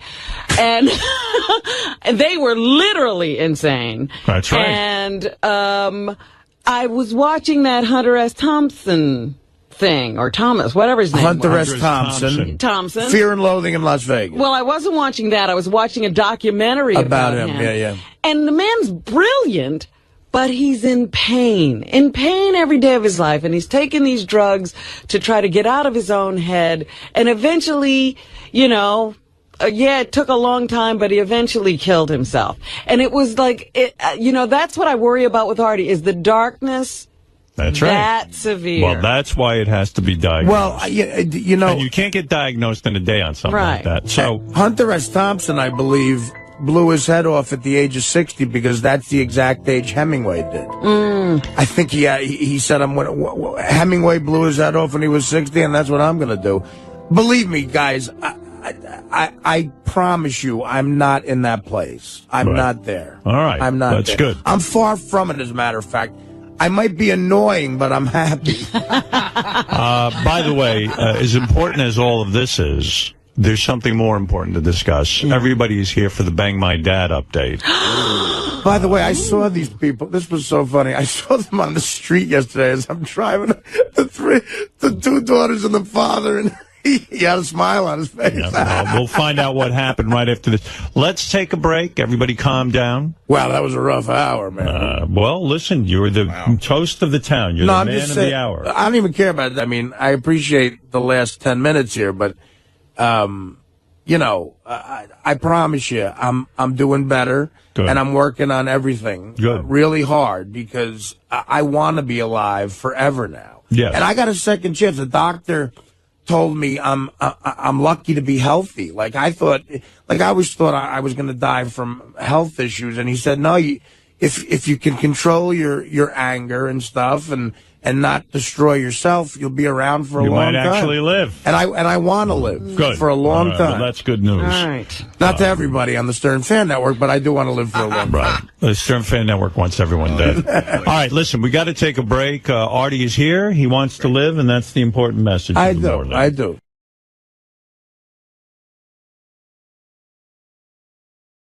like friends of yours? Oh, absolutely. Wow. That's got to fuck your I head see up. my friends shot and killed people too, though. Right. So the double whammy. Isn't it amazing you're not dead? No, I'm not supposed to die. I'm supposed to be here to give you a hard time, Howard. You think you're invincible? Nah. Do you think you're invincible? No, I'm not invincible. Matter of fact, I'm pretty, oh man, what am I? Obscure, really, now when I think about it. No, not really. I mean, Yeah, hey, really. you know what? You look in better shape than I've ever seen Well, you. that's all I have left, Howard, is my body.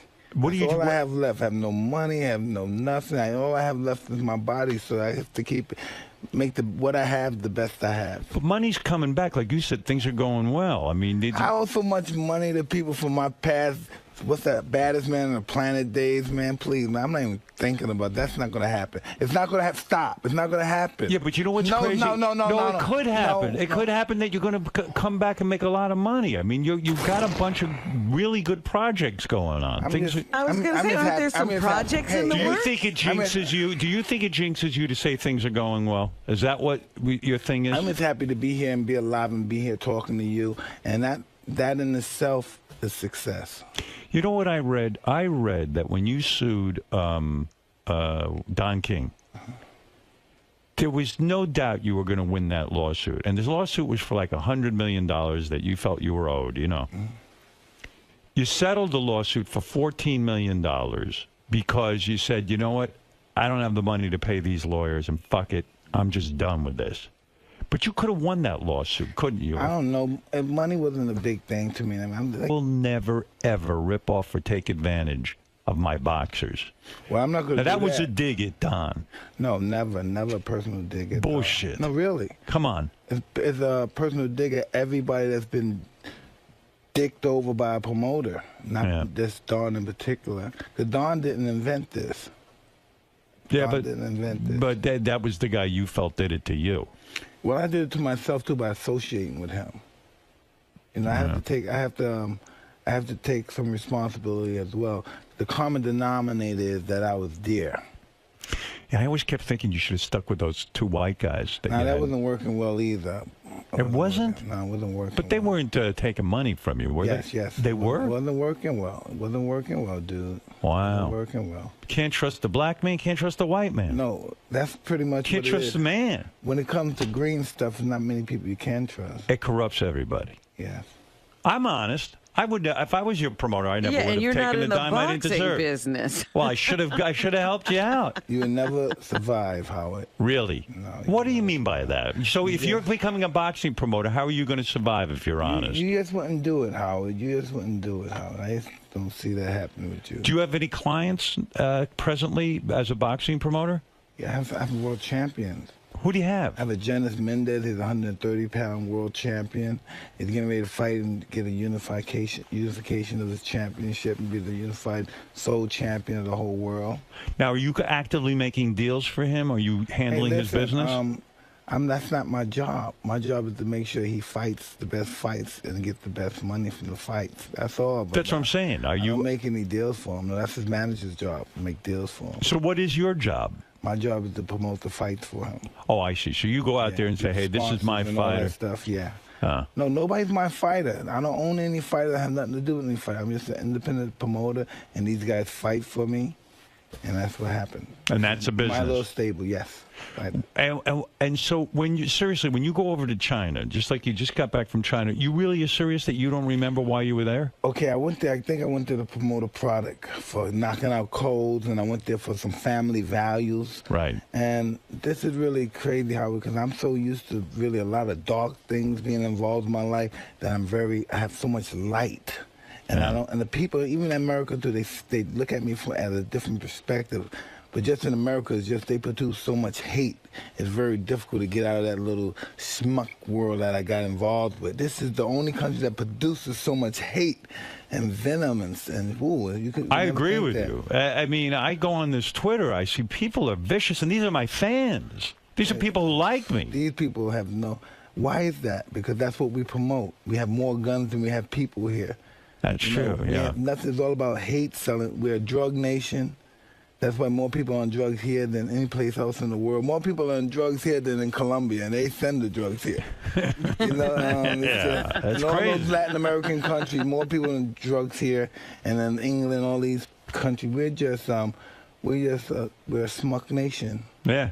A real smucky, nasty sewage nation. You got to work on your Yiddish. It's schmuck.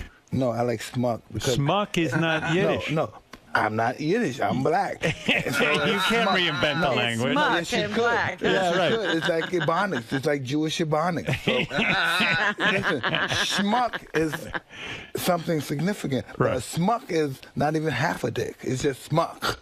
Are Not you- even a sh. It's not there. It's just smuck. While you're in New York, will you go back to Brooklyn? Will you go visit the old neighborhood? Well, yeah, because my birds are there, so I'll go see some of my friends. You will go. Yeah. Is that bad for you to go there? I don't know. Like, does that bring up bad memories, man? Because I think of your early life as just shit. Like, I wouldn't go visit. My neighborhood was shit, and I don't want to go. 60 Minutes brought me back there. The reason that I went back to, I go back to my neighborhood because going back to my neighborhood over the years, so many people have been produced that became successful just because I became successful. Right. You know, they said, wow, Mike can do it, I can do it. And that's not saying that they look up to me. That's probably saying, if he could do it, I know I could do it because I'm better than him. So that's when how you they go look at a home- situation. They don't never look at a situation, wow, man, I'm going to look up to him. It's, man, I'm better than him. I could do this. When you go home, is it a pleasant experience when you go back to the neighborhood? Do you have an apartment there, or you stay in a hotel? No, I don't go there. No, I just go there for couple hours. Hang out, fly my birds. Yeah. And I leave. Oh, sometimes I spend Well, the night who there at my takes care of friend's the house. birds when you're not Oh, there? the whole staff there, buddy. It's a whole staff. This is what we do. Yeah? This is our culture in Brownsville. We just fly birds, and that's what we do. And you trust these people with your birds? Mm-hmm. Yeah. It's their birds, too. So weird that you're into birds in a way. It is weird. I look at that, too, but it's more of a culture. That's my culture. I'm going to do it till I die. I see it like you see birds who can spread their wings and fly, and that's Mike Tyson. Mike Tyson wants to spread his wings and fly. Like You can't spread my wings and fly because I'm always so many responsibilities. I have my kids here. I got what? I got my wife here. I got this. Oh, I would like to spread my wings, but I don't spread my wings. So when you fall off the wagon, do you have to leave home and not be around your wife? Because she must go berserk when you fall off the wagon. I mean, I can't imagine what that's like. Because it's not good stuff. Does she send you out of the house, or she says, "Okay, stay home and drink"? I don't know. I'm not there to hear that. That's why I'm not there. So to when hear you fall off the wagon, like Mike Tyson, Family Man, goes out the window, and you're kind of like just I'm out there. I'm just out there. How long did the drinking last? I'm just out there, dog. What are you up to when you're out there? I can't imagine. Are you fun, Mike?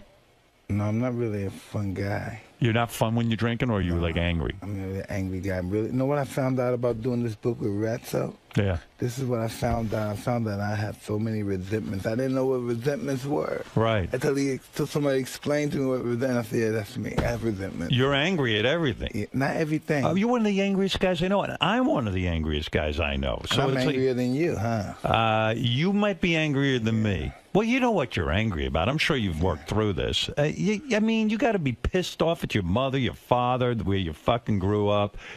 No one took an interest in you. Just some fucking old white guy who wanted you to box. I mean, you got to be fucking pissed at the world. You've got to be. I don't know. Maybe not the world, but at me. No, but why are you mad at you? You were a little boy. You didn't do anything wrong. No, I'm mad because I didn't kill those people that I had resentments for. You want to kill them. Yeah, big That's time. what that is. And then when you went into the boxing ring, man, you were just beating up every asshole that ever was in And your that's life. what I realized, too. That was all anger. Yeah. It was all anger. And I always thought it was just my relaxation. I was so dialectical by expressing it, but it was really, really anger and bitterness. Yeah. And I hated being short. Do you? You did. Yeah. How tall are you? 5'10" and a half. That's not that short. That's not short, but in boxing, I for what I suppose do, it's short. what I did as a living, Yeah. it was pretty short. Yeah. It's I mean, in other words, if you were a taller guy, if you were 6'2", it would have been so much easier to knock a motherfucker out. No, maybe it wouldn't have. Maybe it would have been more difficult.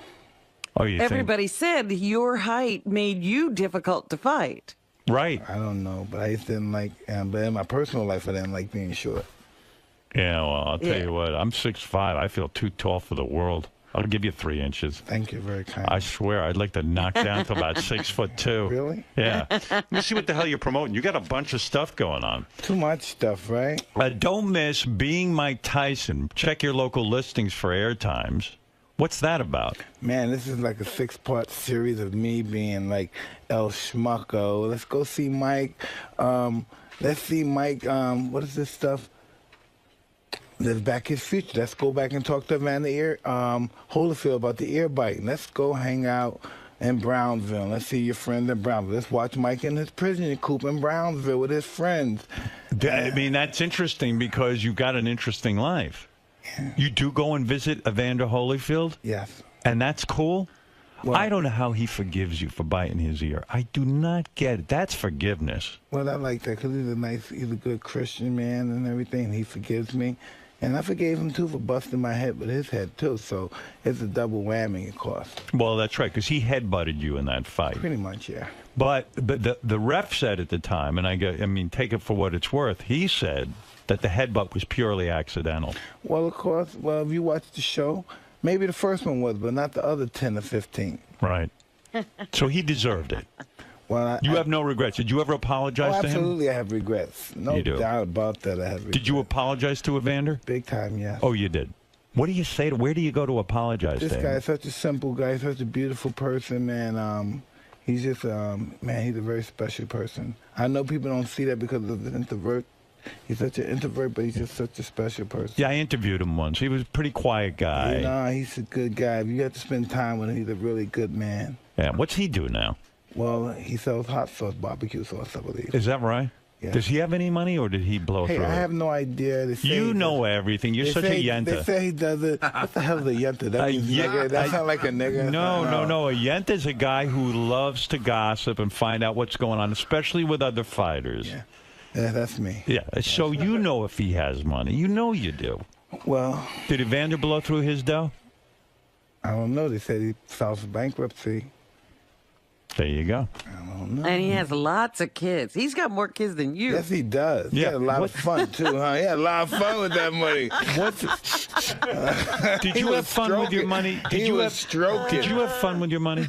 Whenever I had a chance to, yeah. You know, the common joke is when you were at one point when you were, living in Vegas and you had the tiger, the pet tiger and all that, people said you used to, you admitted that you slept with the tiger, which is unbelievable to me. And the joke is, people were worried for the tiger, that you would hurt the tiger because you're so fierce and you're such an intense guy. But the thing is that when I think of the lifestyle with the big houses and the tigers and just to feed a tiger is a fortune. Yes, it is. Giving away cars to cops and stuff. It's so much money, so much Don't excess. forget God forbid, don't forget my girlfriends, My friends try to give me, this is so interesting. My friends tell me, hey, Mike, you don't even need no more girls. You're in the Hall of Fame for girls. Yeah, I'm in the Hall of Fame for fucking shameless hoes. That's what I'm in the Hall of Fame of. You fucked like a champ, though, didn't you? No, I don't know about all that stuff. I heard some famous quote from you. No way. You said something about fucking women like grapes. What the hell was the quote? But what was the quote? I don't know. There was a. That was a long time ago. I had it somewhere. I thought I was a stroke master, but you were a stroke master. In fact, no more, dude. You said that I wouldn't even show it to anybody no more. No, huh? Yeah, not the same, dude. What do you think of these guys on social media showing their dicks and pictures of all this stuff? And, it's just wild, right? What's going on? Some people You would never do that. Were you ever taking pictures? Did you ever take pictures of it? Did you ever take a sex video? Did you ever do anything? Oh, man, that's so cool. That's doing that stuff. Because you're in shape. You have no problem. You're in good shape, yeah. If I'm in good shape, I would love to. Yeah, but you have not. You never made a sex video. Absolutely. Especially when I'm in good shape and stuff. Do you have any of those? They never come out. No. What did you do with them? I mean, because weren't you nervous they would come out, or you don't give a shit? Unbelievable. God. How much pussy? Have you ever counted the amount of women that you've had in your life? No, I don't know how. I didn't have many. No. Is it a waste of time? What would you tell a young boxer out there if he was looking for advice, and he'd go, "Hey, Mike, I just want to get famous and fuck all these girls"? What would you say to him? I wouldn't say anything. You wouldn't give advice? No, you just have to go and follow his own code. But you know as well as I do, at the end of that road, it'll be a really empty, lonely night. Right. But guys still want that, right? That's the macho thing. What we don't understand in life, we believe as many women that we conquered, it makes us so much. It just makes us big people, but it actually takes us so much away from us. It does. It really takes so much away. You become none and void. You don't become interested no more. Too many people had you. You've been tossed around too much. Well, you're allowing people to use you. Yes.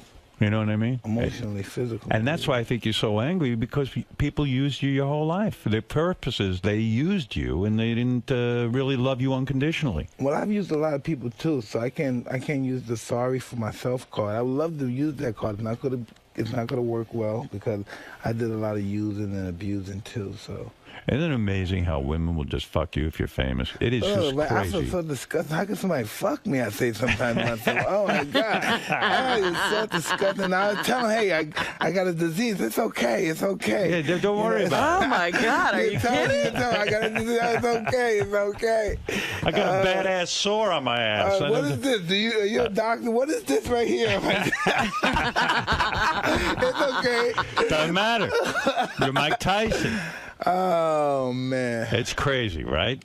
Oh, being Mike Tyson again, we got to talk about my stuff. All right. Okay, so being Mike Tyson, where you actually go and you hang out with the Vander Holyfield. Yeah, I played chess with Muhammad Ali. No, checkers. I'm sorry, checkers. Checkers. Checkers with Muhammad Ali. And he wins, believe it or not. Yeah. And I don't let him win, but he wins. Do you get sad when you hang out with Muhammad Ali? No. I'm just... Oh, come on. No, I'm serious. No, but how can you not be sad? I mean, this is a guy who was not only in terms of his, his oratory and all of his skills and the. I think you see the guy. He's like locked in a shell. How old is Ali now? What is he? 60 what? How old, Robin? You would know. Probably 68, 69. 68, 69. When we reach his age, we don't know what we're going to be like when we reach his age. But he's been suffering for a long time. Well, listen, we don't know. I don't know what's going to happen. I might get hit by a car tomorrow. Something might fall on your head. I'm just happy to be in his presence. Right. That's all it's about. But you don't get sad? No. I would think you would be. No. At one time I was. But who am I to get sad at him? This man had a magnificent life, a magnificent career. Does he have a magnificent life? What does he do now? Whatever he wants. Yeah. Whatever he wants. You go to his house and you play checkers. I went to his house on occasion and we hung out and he plays checkers. Were you able to communicate with him? Yes. And what did he talk to you? Did he say, hey, Mike, you got to calm down or something? No, he doesn't talk nothing about that, no. What does he talk about? Religion? Sam Cooke, Elvis Presley. Oh, really? No, those are his boys when he was younger. So he reads about them. And he always read about them. Still religious? Are you still religious? I believe. But I mean, you went. Are you a Muslim? When you were in prison, I'm always been a Muslim. You converted to being a Muslim in prison. No, right? I've always been a Muslim. Prison just took the credit for it. Well, you said you were the most comfortable in your life being in prison when you got locked up. Comfortable. You were comfortable. Pretty much. I think you liked it because you just kind of read. You did your thing. I did whatever I want. The prisoners were kind to you. Yeah, it was good. I ate what I want. I had a girlfriend there. She was great. And the prison woman. Yeah. I can't believe you were fucking a prison guard. That's so fucking unbelievable. Unbelievable. And I like that you broke. A counselor or something. And I like that you broke up with her while you were in prison. Well, I had to break up with her because somebody found out, and so I didn't want to get in trouble. So, well, if they found out that you were fucking the guard, the weird thing is you would have gotten more time added on. That's what the internal affairs guy was telling me, and I was nervous about that situation. Can you imagine, like, you're in prison? And she got pregnant too, believe it or not. She got pregnant. And my friend took her to get an abortion.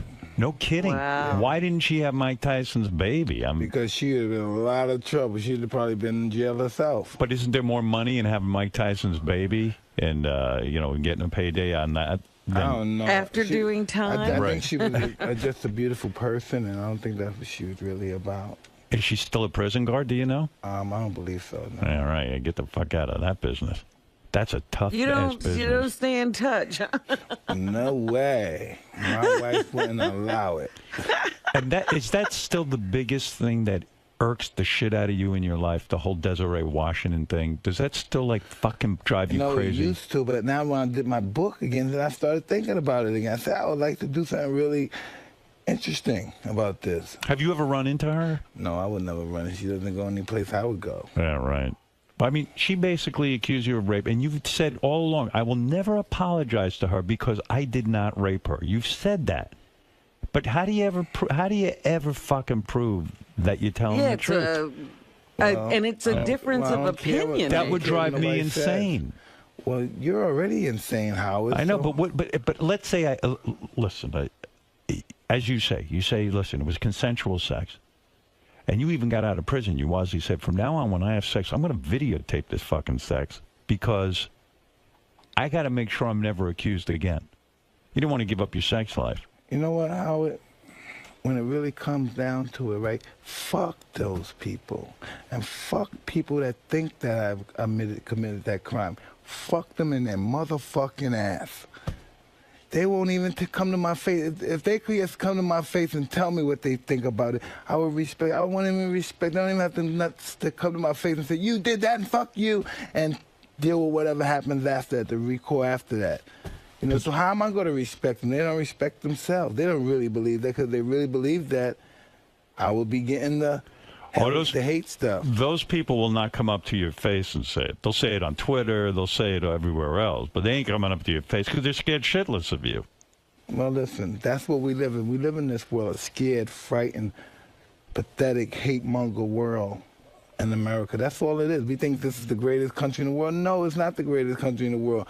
You know, we're getting friendly fire. People are getting killed by their own... on their own side. Our guys are shooting our own guys in the army.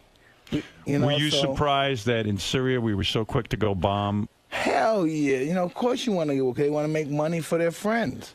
They want to go over there, conquer these guys, take all their money, take all their oil, whatever they got to process, and take it. Because you hear Kerry say, well, we're not going for really a war. We're going to go for a little it's going to be a little strike, nothing big. Right. But listen, you know, we have to learn our lesson, right? Don't ever believe there's anything easy about war. Nothing's going to be simple and easy about war. Like you drop a bomb and then you walk away. And it's easy. People die.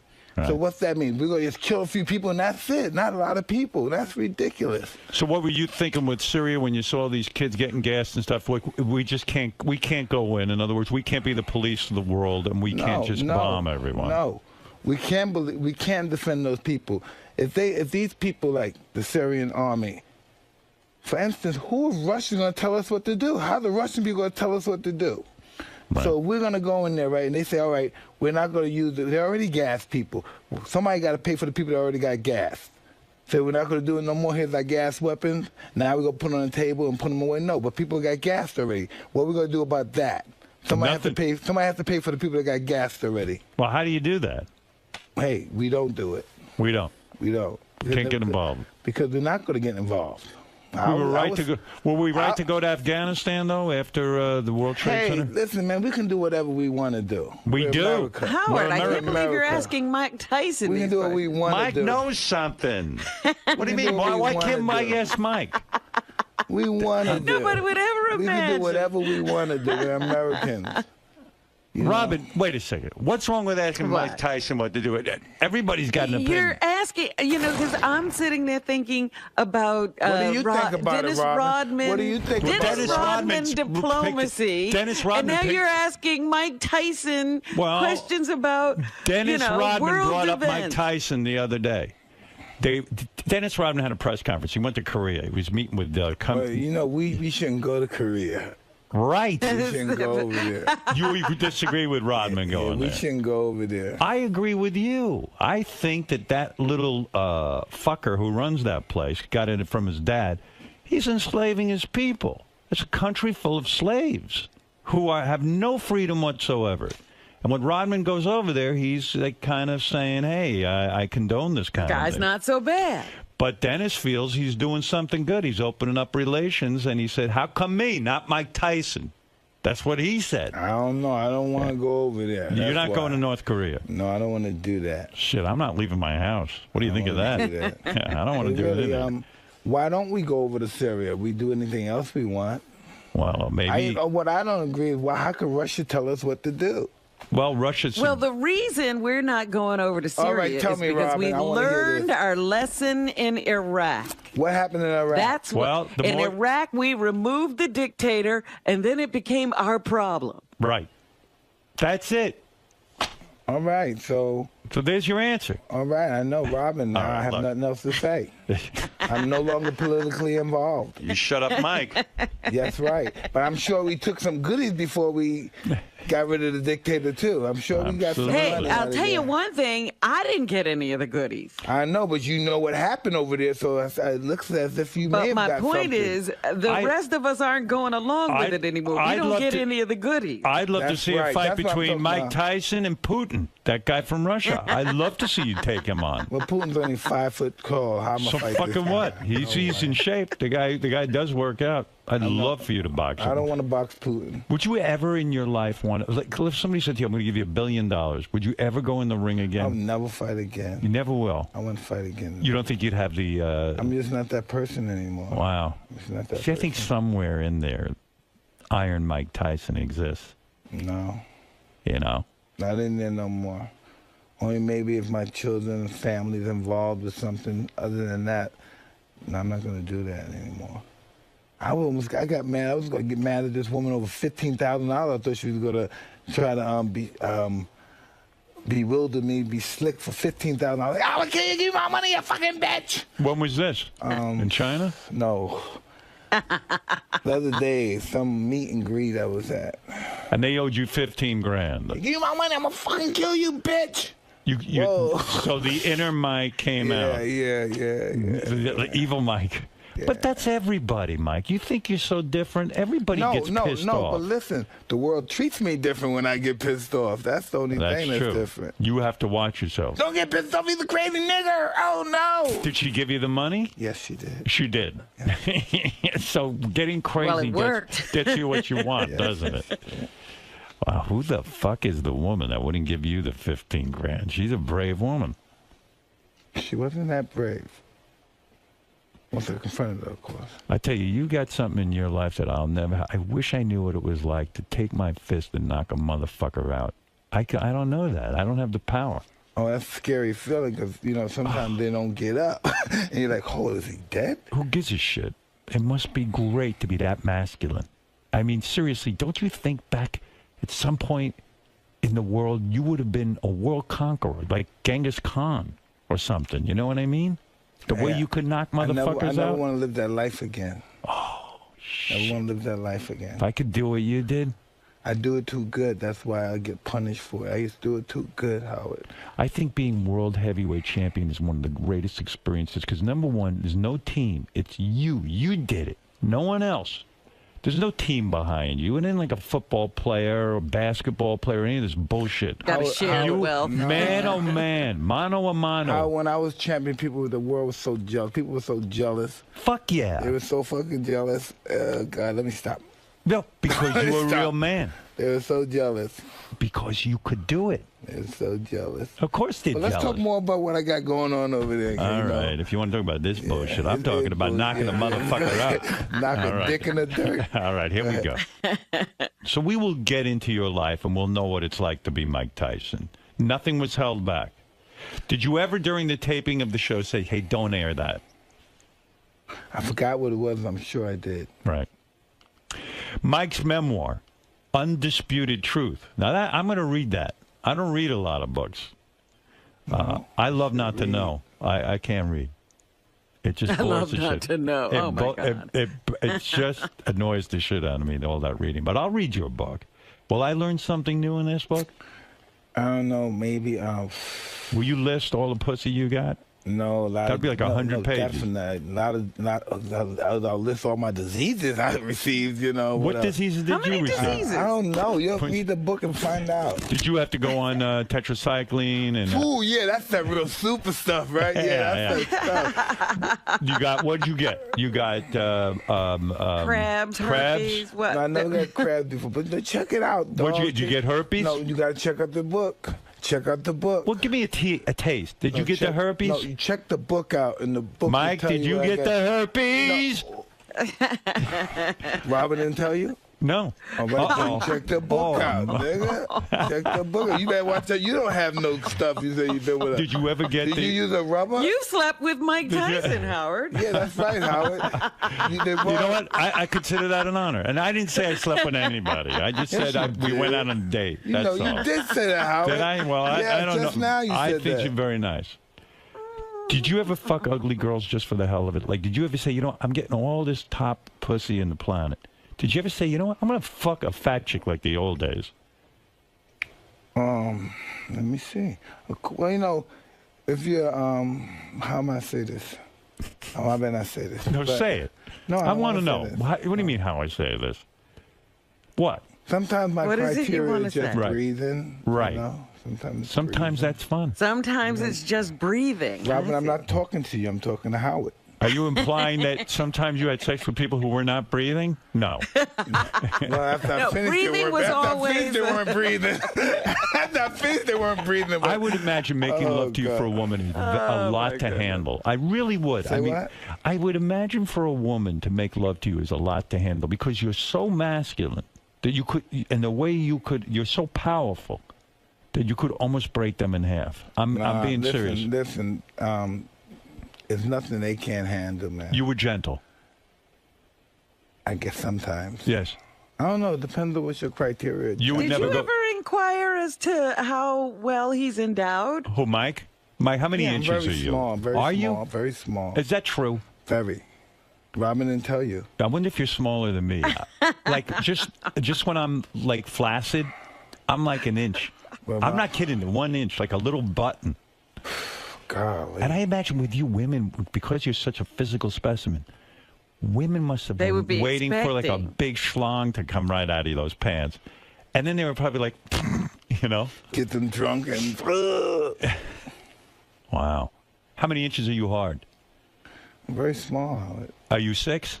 I'm very small. Smaller than 6? Smaller than 2. No, come on. Stop it. When you're hard, how many inches are you? No. Mike, tell me. Somebody got to suck it and make it grow. I don't know how. When it grows to its fullest. And don't tell me you haven't measured. No. You've never measured your dick? I have to measure. You would like to measure it, Howard? I'll measure it. I Take it know out. you would, I'll Howard. measure that motherfucker You like right to now. Suck it, Howard. That's like you're crazy. All right. I'll make out with you, but I'm not sucking your dick. You're sick, Howard. That's good. That's good. I like Howard so much. All right, all right. Well, someone come in and make it grow, and let's measure Mike right now. All right. Mike's memoir, Undisputed Truth, co-written with Ratso, my boy. So he did your book as well. He certainly did both books. Yes. And he's a terrific guy, right? Oh, the best. And did he have to sit there and interview you and draw you out and this kind of thing? Well, he's supposed to do it in, what, 07, 08? Right. And that was during my cocaine days and stuff and drinking days, so that never happened. Never happened. Right. So once I got stable, we did it again. Yeah. We did it again, Howard. You did. We Good. did it again. We did it. And Ratso is well hung or no? I have no idea. No idea. You should I be never able- found out. I'm sure you know that. No, You do know, Howard. I do not want to see him You make do know it. that, Howard. I draw the. All my friends think he's Ron Jeremy. Right? All my friends think, that's Ron. Ain't Ronnie. Hey, do you hang out with Jay-Z? No. You do not? No. Okay. JD's a elite. He's a big time guy. He ain't gonna hang out with me, guys. Why do you act me, like you're man. nobody? I'm a little small guy. No, Don't have come no on. fucking money and shit. Yeah, those guys got major money, Jay-Z and I Beyonce. got no money. He's got about $750 million. What's that like? What's that like? You had that. You had to go fucking give your car to the cops. I know, but it's just a car. Yeah, but you did a lot. You, God only knows what you did with that money. God. Good Lord. God. It must have been fun hanging around with you. Were you like Elvis, like giving gifts to people? Like, hey, man, here's a car, here's a, yeah. How big was the entourage? Yeah. Oh. How many people in that entourage? Comes and goes. Yeah. Depends. 40 today, 65 tomorrow. Unbelievable. 18 today, 95 tomorrow. And where are they all now? Hey, I have no idea. Exactly. And then the money I gave them, so they probably... Got a point there. look for Mike's HBO special, Undisputed Truth, out later this year. That's your one-man show? Yes. We're doing that again. Yes, we're doing another. And plus, I got it on HBO. Yeah, you said that. Huh? Yeah, HBO special. The long trip. Yeah. You don't know how many hours you were on the plane for China?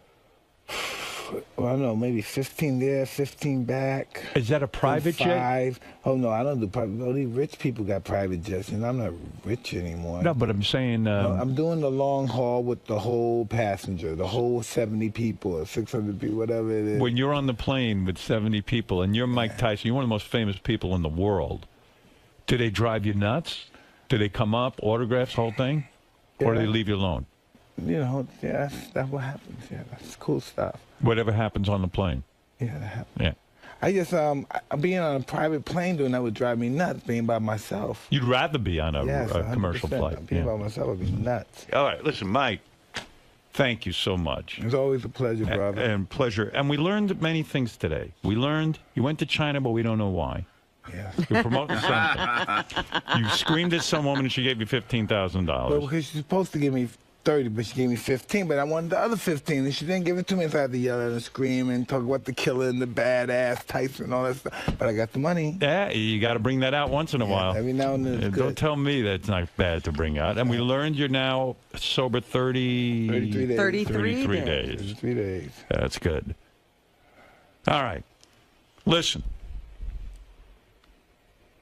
That's it.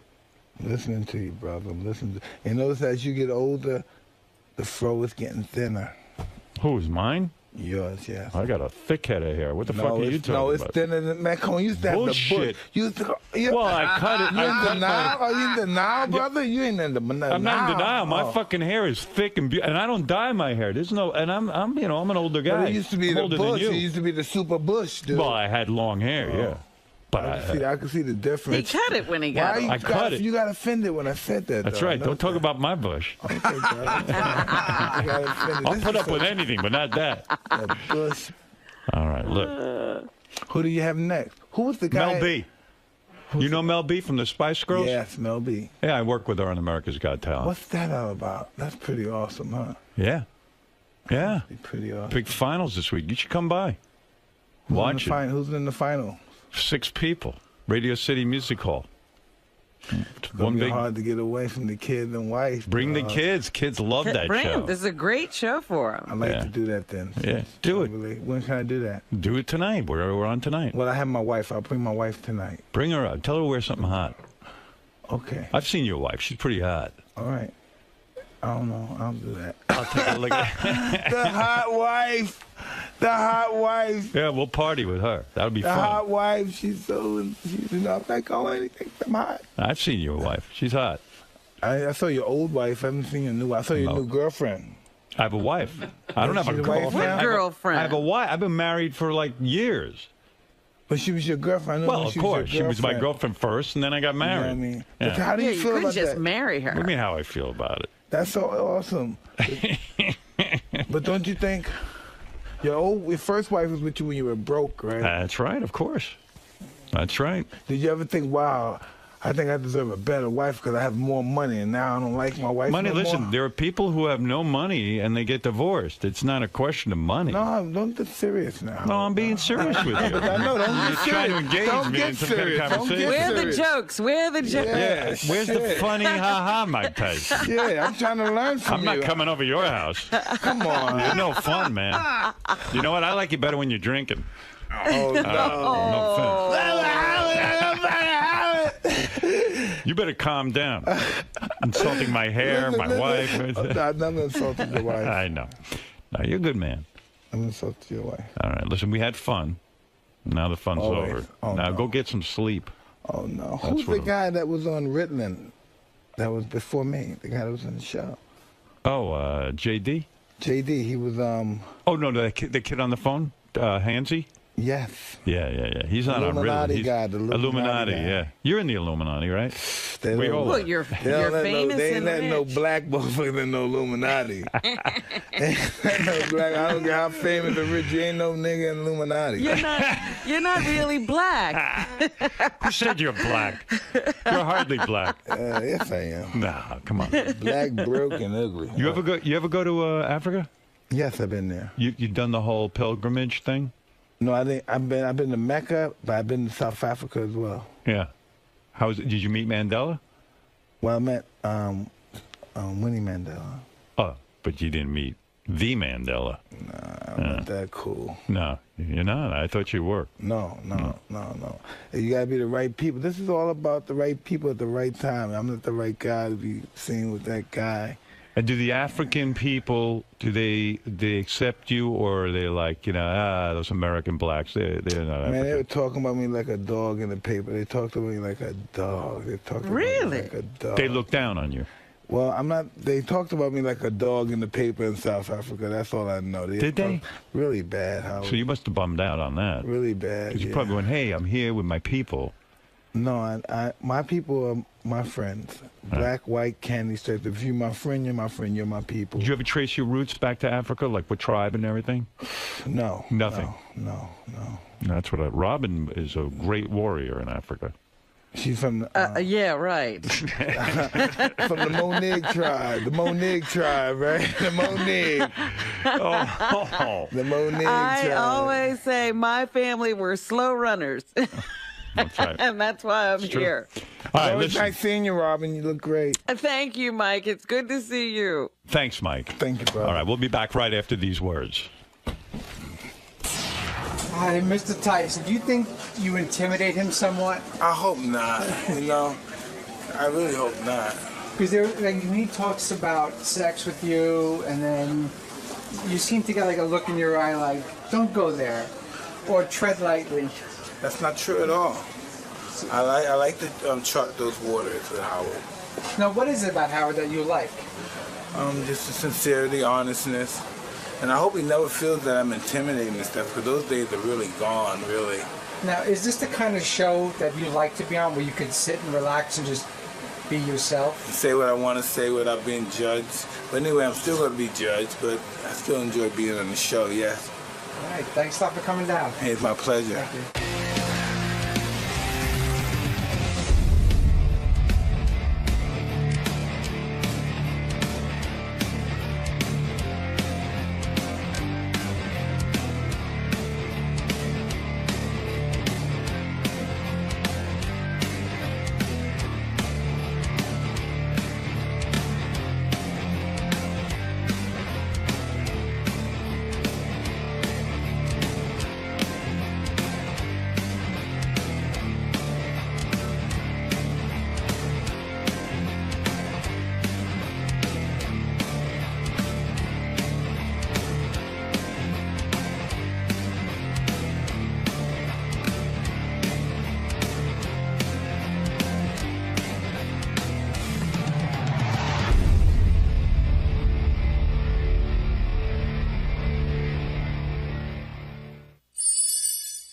This is the best of the wrap-up show. A recap and behind-the-scenes look with John High and Gary 𝗏𝗏𝗏𝗏.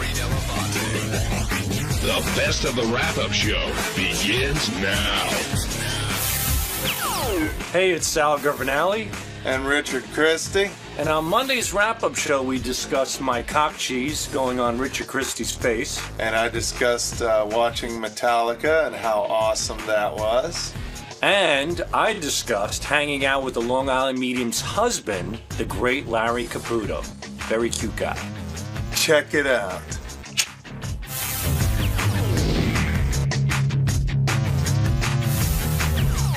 Let's get into the Sal thing. So Sal shows up. Well, forget the Metallica concert. Sal shows up to AGT, and maybe he brought his wife and kids. I'm not really sure.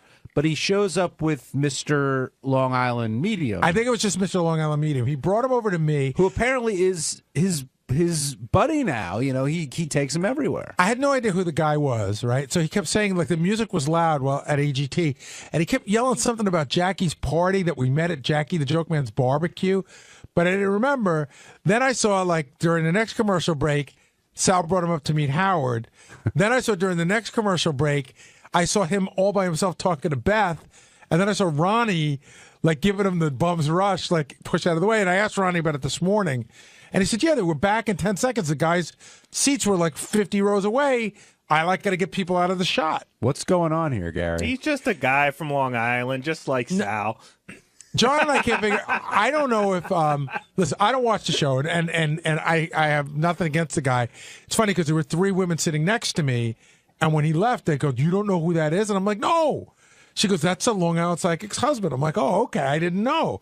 So I can't figure out if this is like Sal's way of getting, like, is like, okay, if I can hang out with Bruce Springsteen and some of those guys, I'd be all about it.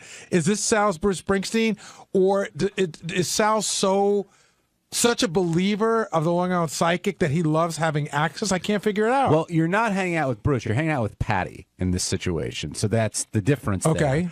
But I think part of it is... Patty's put out a couple of records, by the way. Understood. No slight against her.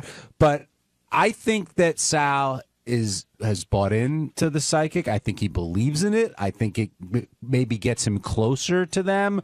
Or maybe there's another takeaway from this that we're not aware of. He's coming down later. Well, first of all, of course, the only reason the actual Long Island medium wasn't there was because she already know who won. So she didn't need to show up. So he took the husband. So what channel is that on? Is that TLC or Discovery? I don't know. I don't watch the Do you show. think that TLC could be paying Sal?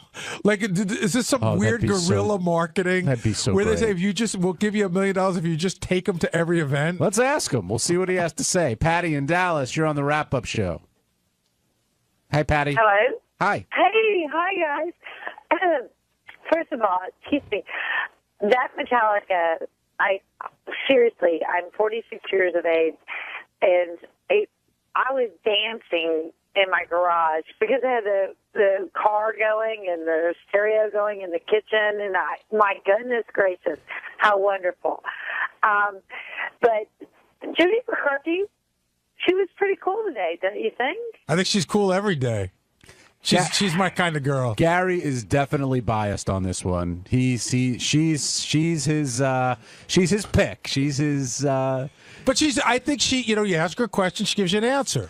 You could tell she brought her friend in on purpose to talk about hooking up with Jenna Jameson.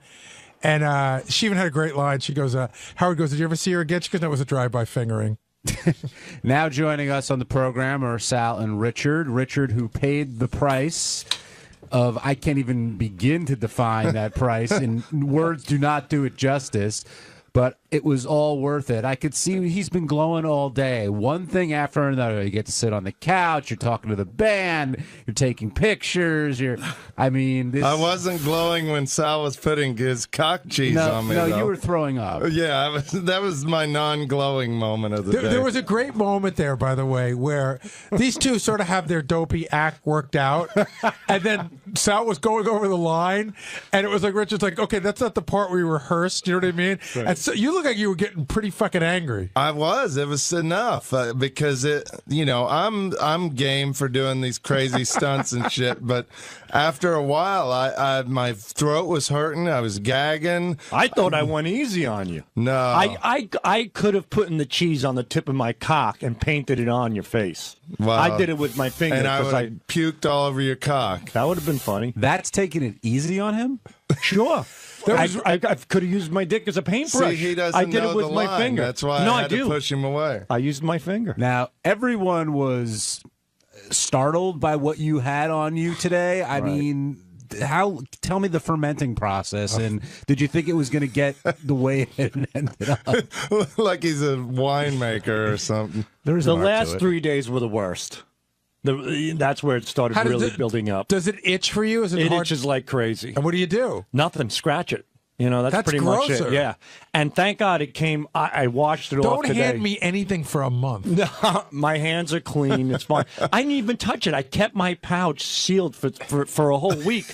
I would pinch it in the shower to just, and even at night when I went to bed, I'd make sure I would clamp it up a little bit. Sometimes the cheese would make like a little bit of an adhesive on the foreskin and keep it sealed. It was like a grilled cheese penis.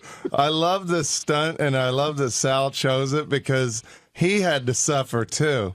I love that Sal's so happy about it. Meanwhile, he's been in worse misery than me for the last 3 days. Today was one of those days, I kid you not, where, I get my breakfast, I get an omelet for breakfast, and I started to eat it. You started hurling, making those noises. Yeah. So I thought if I don't look at the TV, I could just get through it. And then you kept, so I had to push it away. I had to wait till you were done so I could eat breakfast. There was one part where this bile came out of Richard's mouth, and it got stuck on my finger. So when I reached down for the cheese, a string of spit went from the head of my penis to my finger. So that's like when a porn star spits on your dick. It was as close as I'm going to get as a married man. Richard, was it worth it? Oh, hell yeah, it was worth it. I would have ate a 𝗦𝗵cie cheesecake, ate a ton of that stuff to be able to get to see Metallica in the studio. It was a dream come true. And then it was so cool. Howard let me sit in for the interview, and the interview was amazing. There was so much stuff that I've read so many books on Metallica. I've kind of, studied their history. I'm fascinated by it, but there was a lot of stuff that Howard asked that had never been asked of them before. And like you were saying, James, really came forth and was very talkative today and revealed a lot of really cool stuff about the band. Sal, was it worth it for you? Absolutely. Well, first of all, I got to put a good stunt on the air with Richard, which was great. There was a lot of laughs there. But secondly, with Metallica on top of it, it was just perfect. It was the best of both worlds for the show. That's like a dick stunt and Metallica. Who can ask for anything more? Let's get to the psych. Yeah, before you... we were talking about your pal, the medium, Mr. Medium. Larry Caputo. All right. Good man. We know. Swear on the life of your 3 children. What's the agenda? That you're in no way, shape, or form being paid by anybody to talk about them. I swear on the life of my children, hands up, not crossed, on my family. May God strike me down today. I swear on my dead grandparents. Whatever I need to swear on. Nothing. No. So what's the obsession? Larry's the furthest thing from that. He's just a buddy? Yeah, we've become good. First of all, we live in the same neighborhood. Secondly, before he even spoke about, I love the show, the Long Island Medium. And he, coincidentally, is a huge Howard Stern fan. So he's a fan of the show as well. And we have that in common. I love his show. He loves my show, so to speak, the show. And we kicked it off. And I followed him once on Twitter. And he saw that, and he followed me back, and that's when we started DMing. So what do you guys? Okay, because I've had we've been to dinner 3 times already. I've had that where I'm a fan of somebody's show and they're a fan of our show, and sometimes it works out. Sometimes it's like, oh, we're both a fan of each other's shows, and now we have nothing to talk about. So what do you guys do? I'll tell you. For example, when we got together and we spoke a little bit, he said, why don't, since we live in the same neighborhood, we talked about Italian restaurants. So he turned me on to an Italian place. I turned him on to an Italian place. We went out. Teresa came out with us as well. And Teresa, my wife, hit it off about handbags and hair, because Teresa loves that.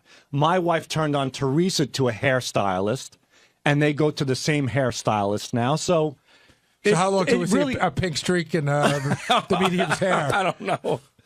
Oh, God. With AGT, did you go with the family or did you go just with him? Well, with AGT, again, he's a big fan. He asked me if he could go, can I get him tickets? And I said, sure.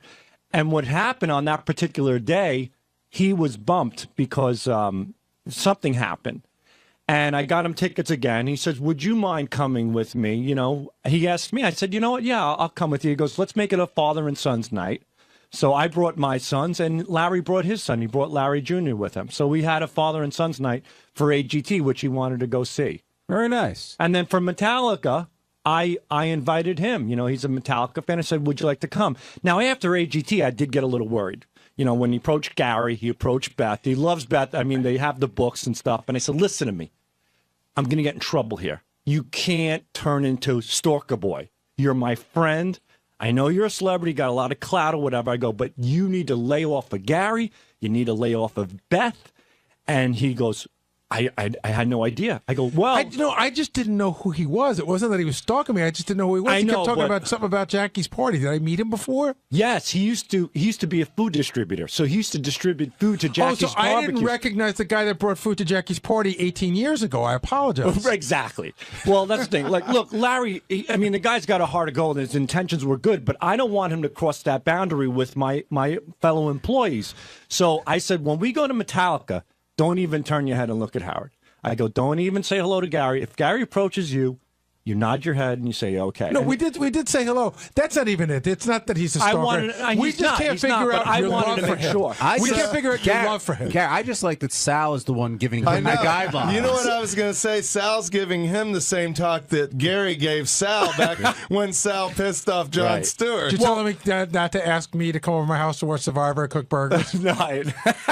Now that you put it that way. He's a great guy. Okay, thank you for clearing that up. The other thing that Howard said about you guys early in the show was that everyone at the concert was sort of trying to be noticed instead of, and he accused you of that, Richard, mostly, I think, rather than just enjoying the show. Like you were doing it to draw the attention away from Metallica for some reason. What do you guys have to say? I go nuts. If you see me at a Coheed and Cambria show, I go insane. Like I can't move my neck the next day after I see a band I love, and that's just what I do. When I go to concerts, I go crazy. I think the one person that wanted to be noticed was Ralph. Ralph kept hitting us, smacking us, pushing us. At one point, he grabbed my hair, pushed me down, and smacked my face into his crotch. I mean, that's like, ridiculous. Ask Brian. When we went to Iron Maiden, me and Brian Phelan, I went nuts, right? That's and I played drums on Brian, and we had fun That's together. our idea of fun. We're not looking to get noticed. We're just jamming out with the band. We have a great time. We're those guys. We're those idiots. Right. You know, that's us. But, yeah, Ralph, I don't know. He seemed to be like to me, it seemed like he wanted to make Howard happy, and he kept pushing me. Anytime, I take a pitch, he pushed me. And, he started hitting me. Why would that make Howard happy? Just because Howard was laughing at it, I thought he was just trying to, entertain Howard for it. And then Howard left, and it got ridiculous what he was doing. Yeah. And I really almost knocked him out, man. It was really annoying. A lot of us just couldn't get over the fact that Metallica was, I know you were in there, Richard, but like Metallica's in the studio like right now. It was one of those, oh my God, I can't believe they're here. And the more interesting thing is that they played the song. So I like when Howard says, okay, so the song one, who wrote the words, who wrote the lyrics, how did you write the whole thing? And then you can get the whole story.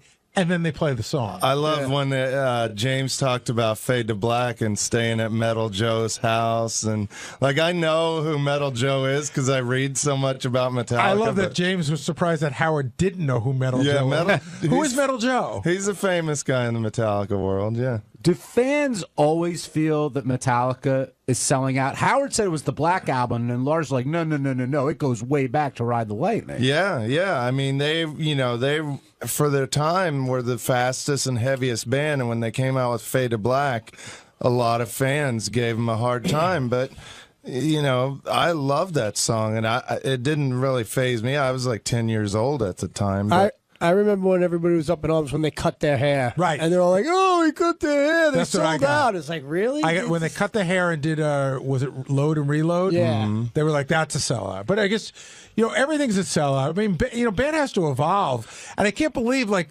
you're a heavy band. You can't write a softer song. Every rock band's done it. Yeah, I mean, they progressed, and look where they are. They're the biggest band in the world. Sal, how would you describe the look on Richard's face when they were performing One?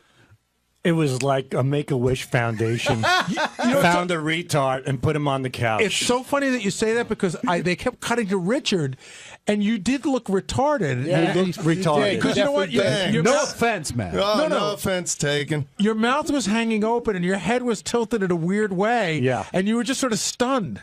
I was. You were welling up, too. I couldn't believe I was. I was trying not to cry in front of them, but I just couldn't believe. I couldn't take it in. It was everything going on in my head that, wow, Metallica is right here playing one of my favorite songs in the whole world, a song that I've worshipped since I was a kid, and it still freaks me out. But I don't understand why you tear up over that part. Like, we were talking on the back about one, and I guess in the beginning of the song, it's slow, and then, of course, it kicks in. It's not the song that brings tears to your eyes. Like, why did it make you feel that way? Because I have a lot of great memories of listening to that song, and like it came out going into high school my freshman year, and I know you just asked this, so I'll start crying again. No, I did. I really want to know. But it's just a fucking huge song for me. I remember my buddy Jason getting the cassette, and then I bought the cassette, and we both had the Injustice for All cassette, and we went out camping, and we snuck some beers out there and just listened to that album over and over and over when I'm 14 years old, and it just brings back so many great memories. And I remember watching the video for one with my dad, and like we kind of connected over, just the themes of the video and stuff. So I'm getting emotional now. Okay, but you didn't say it. I haven't heard your dad part. I heard you told me before about Jason, but why? Like, what with your dad really connected? I mean, it's a sad song, and it's about a guy that got hurt in war, and my dad was in the Vietnam War, and so and you just see through this song how brutal war can be, and through the video as well, and so all that stuff kind of comes back in my head when I hear that song. It was definitely emotional for everybody, but you being literally 5 feet away as they're playing that song, I mean, how could you not be overwhelmed? I know, and it was weird. I wanted to get up and mosh in the little area in front of Howard's desk, but I was like, Howard will get pissed if I do that. And I know. Good move, Richard. Seeing it here is different than seeing it in concert, but I have to say, when they played it the other night at the Apollo, the lighting on that is fucking amazing. Yeah. It really adds to the song. It's the intro, the whole thing, the lights going off and on, kind of like bombs almost going off. Yeah. And did the gay come out at all for Nothing Else Matters, or did you like their sort of take on that? How they were joking around about how James was going to sing it to Lars. I thought that was so great that they had such a good sense of humor about it. Like James said, "Should I turn and sing to Lars?" It really was. I mean, they're the nicest guys, and when you see that they have a great sense of humor, it makes you an even bigger fan of theirs. I see Scott Salem standing over there. Scott, congratulations, job well done. Thank you. Scott I can't say it was all me, but it was a team effort. But isn't it really? I'm not taking anything away from you. I mean, you help facilitate, but isn't it at the end of the day, it's as good as their sound people are? In other words, it's their sound people. You're not really running the sound. No, and you're not setting up the mics. Chris was. I was setting up stuff. Who ran the board? Chris Gibbons. He did? With assistance from their people. I thought everybody brings their own people. They now have to their own people here to help. But they didn't have their own guy running the board? No, Chris Gibbons was. I'm surprised. I didn't know that. I looked over and Scott was air drumming. He was getting into it. Yeah, Sandman's awesome, man. Scott spent a lot of time Sunday working with the crew to make it happen. As a matter of fact, he took it so seriously. Can I say this? This morning he was livid because DePace wanted to move some of the instruments around. And Scott was in the hallway and he was livid and he was screaming about it. He was saying, hey, you know what? If you want to have things done a certain way, have your guys here on Sunday, which they said they did have 2 of their guys here. Yeah, but they weren't here to. They were here to film. They weren't here to. Right. They weren't here to place the equipment where they needed it. We did it the way I did it was I told Metallica, whatever makes you guys the most comfortable, that's what you're going to do, within reason, obviously. So Lars on his way out said he had a present for Richard, and the present to you from Lars is his sticks that he used today. Holy shit. Wow. Come on, cry. Oh, my God. Lars stick. Yeah, Lars stick. Wow. Richard, you saw him play with those sticks. Can I rub my cock cheese on them? No, you stay the hell away from these. They were used to play 3 of their biggest songs on the Howard Stern show. Wow. Can I have one of them? Thank you, Lars. Wow, this is insane. Thank you, Scott. Now, will you put those away or will you drum with them? No, I actually have a drumstick display case. I'm going to put them right in there. What else is in there? My office. Right now, I have a pair of my sticks in there, but those are getting out, and Lars's sticks are going in. This is incredible. Does it take anything away that Scott presented them to you? No, Scott's a drummer too, so I appreciate it. It's so nice. Wow. The only bummer is I didn't get to say bye to Lars, but I think he just left. oh man, this is awesome. Well, thank you, Lars, if you're listening. This is freaking. I love amazing. as we're talking, all the Metallica stuff is going by us. You see all the road cases. Hey, buddy, that cock cheese goes a long way. Yeah, I was going to say you took the cheese to the face, but look what you got from it. Yeah, that cheese is magical, motherfucker. I love cheese now. Oh, this is wow! I'm blown away. Thank you, Lars. That's very cool. My first Metallica concert, John, was at the Garden when the orchestra was playing. Mm-hmm. So I'm there. This is before I was on the show. I didn't even know Richard, but Howard shows up with Ralph and I believe Ross. So I got all excited because back then I was just a caller. So me thinking that Howard gives a shit, I grabbed the usher and I go, let Howard know that Sal the stockbroker is here. And he's like, what? I go, Sal the stockbroker is here. Let Howard know. So the usher walks down and goes to the front of the stage. He taps Howard. He's talking. He points up to me. Howard nods his head. Okay. Usher starts coming my way. I'm like with my buddy going, hey, this is it. You know, Howard's going to invite me down. You know, delusional Sal. He said, the usher comes up. He goes, he says he has a stockbroker already. Thank you very much.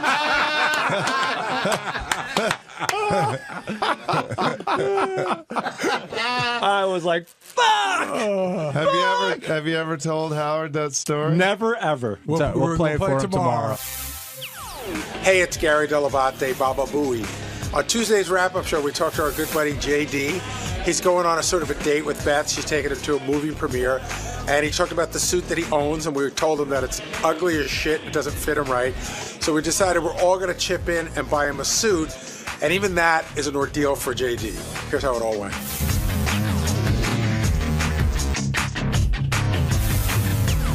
JD is heading to a movie premiere with none other than Beth Stern. So congratulations on that. What movie?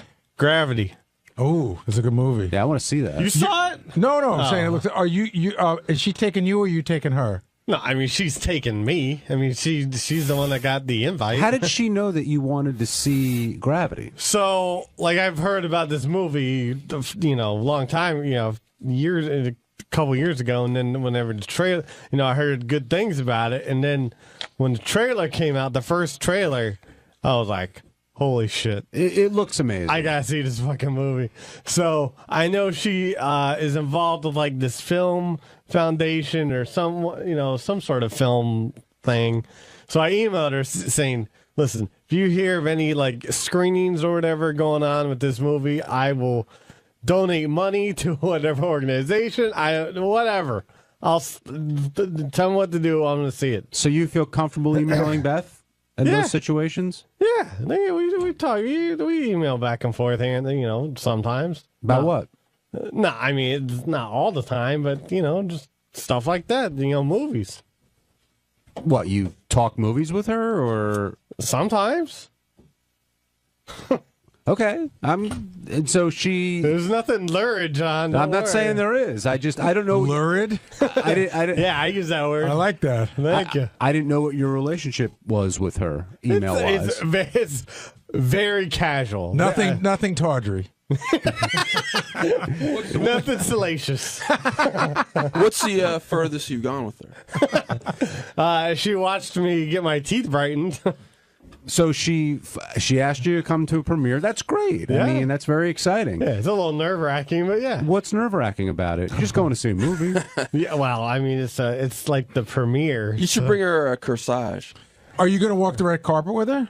Oh, I really don't want to do that. Look, I'm not saying it won't but happen. You know what? Fuck it. I don't care. I want to see the movie. You're going to see the movie. Yeah. So that end game is solved. But why not? I mean, I don't know how many red carpets you're going to be walking in your future. Oh, you're walking with John, that's quite being pessimistic. You're walking with a beautiful woman, and it would be a lot of fun. I think you should. I'm not saying you should step in front of her for pictures, but I do think you should experience that, feeling. No, I'll be one of those guys that just keeps on walking through. I don't know. I don't think Beth's going to let you just walk through. You agree, Gary?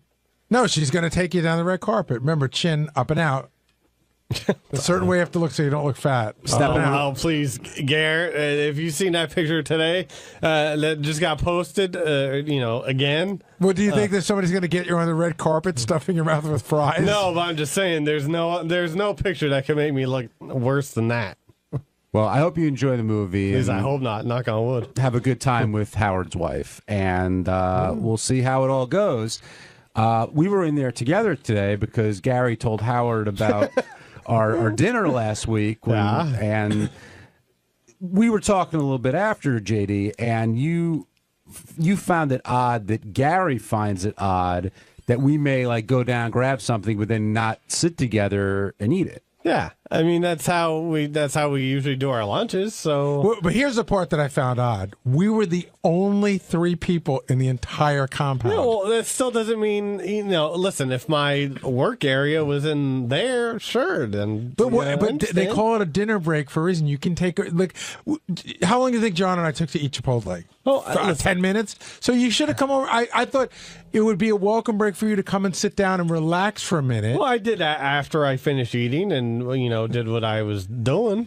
But we're just we're opposites of personality. Like I like people, and you don't like people. But I thought you might like us. No, I like you guys fine. You just you like to talk, and I don't.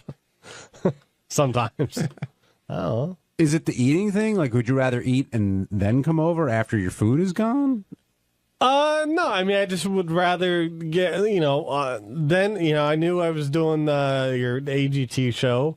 So I wanted to make sure I had stuff done, before I did that. So I could leave right after I did the show. And so, yeah. It's called trying to manage my time wisely. And I don't do that a lot. I think it's a bit of a cop-out. You're talking about 10 minutes. And you're talking about taking a break. Okay. I can check 15 websites in 10 minutes. Well, I can do a lot of things while I eat, too. But, all right. Well. But there's, you take your time, you eat, you relax. Were you offended that he didn't come over, Gary? I was perplexed. I wasn't offended. I was perplexed. I was like, I thought like I said, first when JD got in front of me on the line, so he ordered.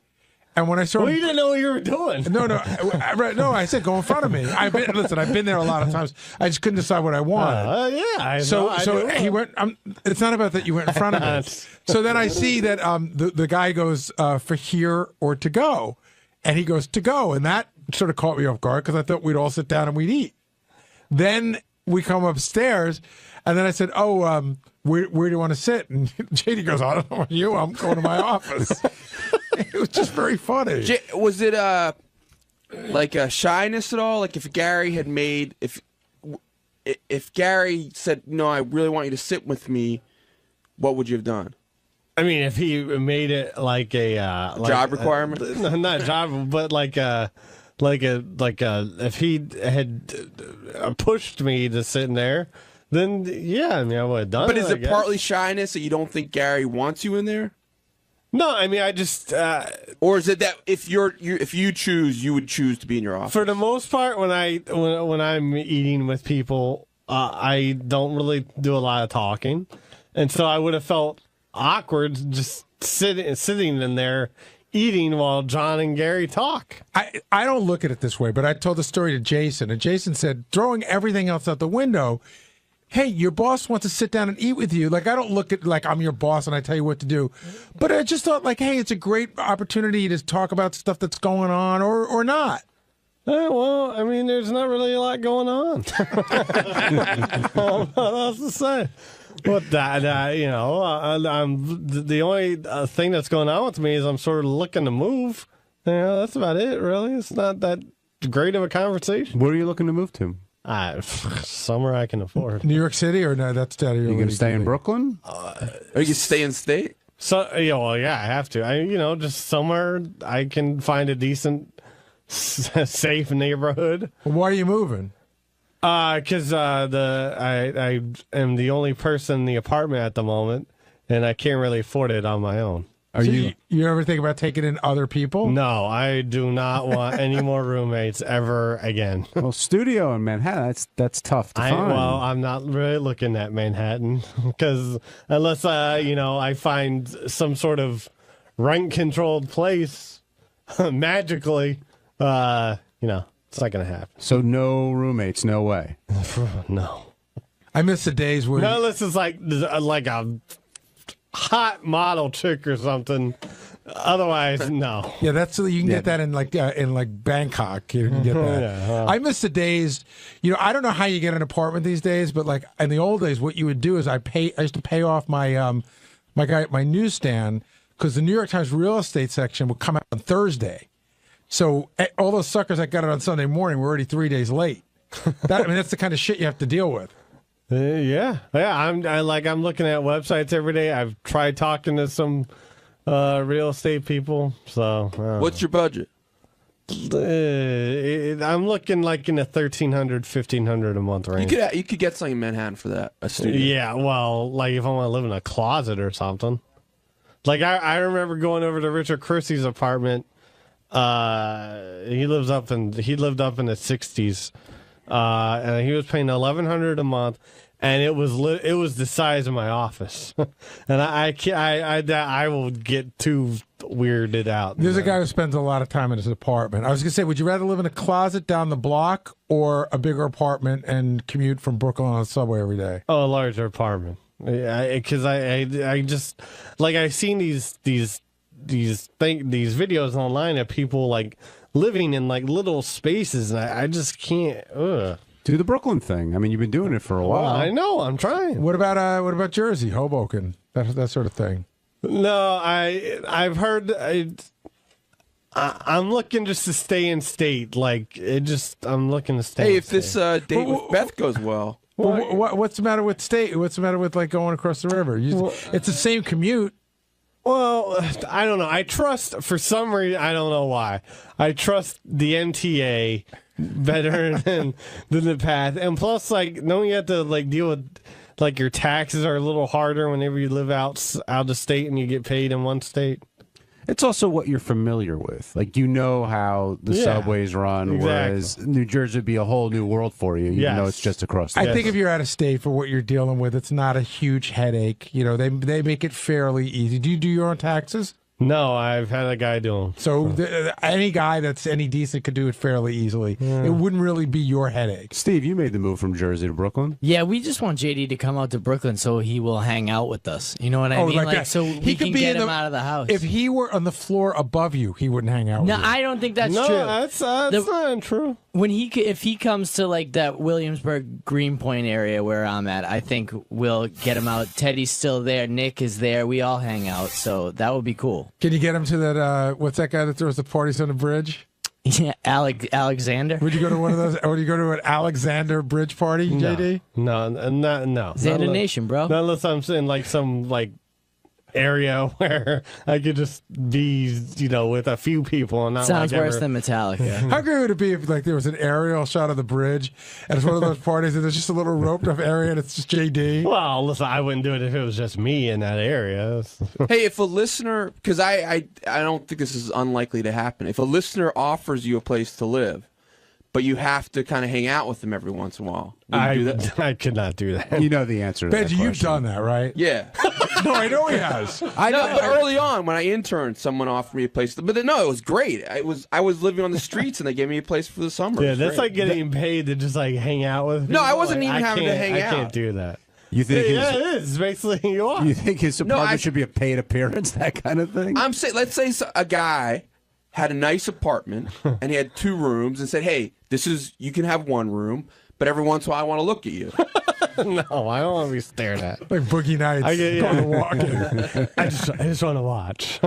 Joe in Jersey, you're on the wrap-up show. Hey, thanks for taking my call. Normally I don't agree with Mumbles, but I agree with JD 100% this time. About what? About being alone when he's eating at work. Because it's a nice break, and you're focused on your food, So it's a convenient, way to tell people, because JD's, he struggles with the English language. So it's a way, if you see food in front of JD, you're not really going to go up and talk to him, as opposed to if he's sitting at his desk. It gives you an opportunity to engage him, which is what he doesn't want. So, Joe, understand it was three of us, so the whole world wasn't going to be engaging. It was just going to be John and I. I never asked him to do this with me in the entire time that we've worked together. And I am his boss, so I thought, hey, this would be nice. In fact, I actually wanted to treat JD to dinner, and he got in front of me. Yeah, but but for someone who wants to be engaged, what you're saying makes sense. But if that's your strategy, then you've got to tell them up front, I want to take you out for a meal. Get it out there out front, because then it'll give JD the opportunity to say, I'm too busy today. I need to stare at my computer. But, Joe, who would have known that was JD's strategy? But you got to anticipate that's what is in JD's head, because he doesn't want to talk to anyone, because he can't. I could have thought about it all day, and I would have never seen it coming. Do you use food as a defense mechanism, like the caller's suggesting? I don't think so. I was more worried about trying to finish what I had to do. I'm not talking about this specific instance. I just mean in general. Like, if people come up to you and they see you eating, they're probably going to leave you alone. Well, they still don't with these tours. That doesn't stop anybody. Yeah, actually, you're right. Al, let's take a break. When we come back, we'll move off of JD and his eating habits. Okay. JD is left. You should come back, JD, if you want to join in this conversation. But when you walked out, we were talking about the premiere, and we want you to look good. And not that you don't look good. Well, maybe people don't think you look that good regularly. But, Gary, you proposed something I think is worth talking about. I said let's just take him to Macy's. What, $300, $400? Get him a nice black suit, a regular black suit, good for funerals, weddings, bar mitzvahs, and red carpets. A good old fashioned black suit, and get it fitted for him. Because one of the things, there's two things wrong with the suit he has. The first one, it's crappy color, and the second thing is it doesn't fit him. Do you think we should do that, Ronnie? Oh, definitely. I'm in on it if you want. I'll go in on it with you guys. I always say he needs a nice suit. Just get a, Yeah. I'll even take him if you want. I think you may have to do that because, one, I know he hates going shopping, but two, he may not know what to pick. You know what I mean? Like, if he mixes and matches, he may get the wrong color or who knows. And this is a red carpet event that he's going to. Now, John, you said he won't take it. I don't think he will. It depends how you give it. Well, yeah, I think he's got to go with you to do it. That's the whole thing. But it's almost like I think you'd have to bring the guy here, say, "Hey, we got you a gift, and this is it." That's not how it works. Guys don't come here. I don't. But if you really want him to do it, that's what you do it. By the way, I think you're not doing any favors by bringing a guy here. JD needs to learn to go to a store and buy a fucking suit. I don't know. He does look great dressed up, though. He's a nice. He has a nice build. It will help him. Yeah. I think he's going to see it as charity, and he gets really defensive and upset if anybody wants to sort of give him charity. Make it like one of those sitcom things where you like work out with Macy's in advance that the suits are only $15. Well, I hope he's up for it. I'd be happy to chip in on that and have him looking good for this premiere. I'll chip in too. All right. So, I'm not. I just want to say that for the show. But you're not really going to chip in? Is that what you mean? I've gone to Macy's and bought a decent suit. I buy all my suits for like $300. They have all the name brands. Not a commercial for them, by the way. They have all the name brands, and so you can go and look. These have like 20 different brands. You buy them right off the rack. Ronnie's saying you can mix and match. So, JD, we've decided that we want to help out. We're going to chip in and get you a suit for the premiere. Oh, what? We decided that I'm taking you. You hear me? You're going with me. You think the suit? There's no answer. You think the suit you have looks good? Bro, I'm not being a dick. No. I'm not saying it's like the greatest suit. No, it doesn't fit you, dude. It's hideous. When did you see me? I've seen you. When did you see me? At the last function that he had to wear a suit. I think it was John's daughter's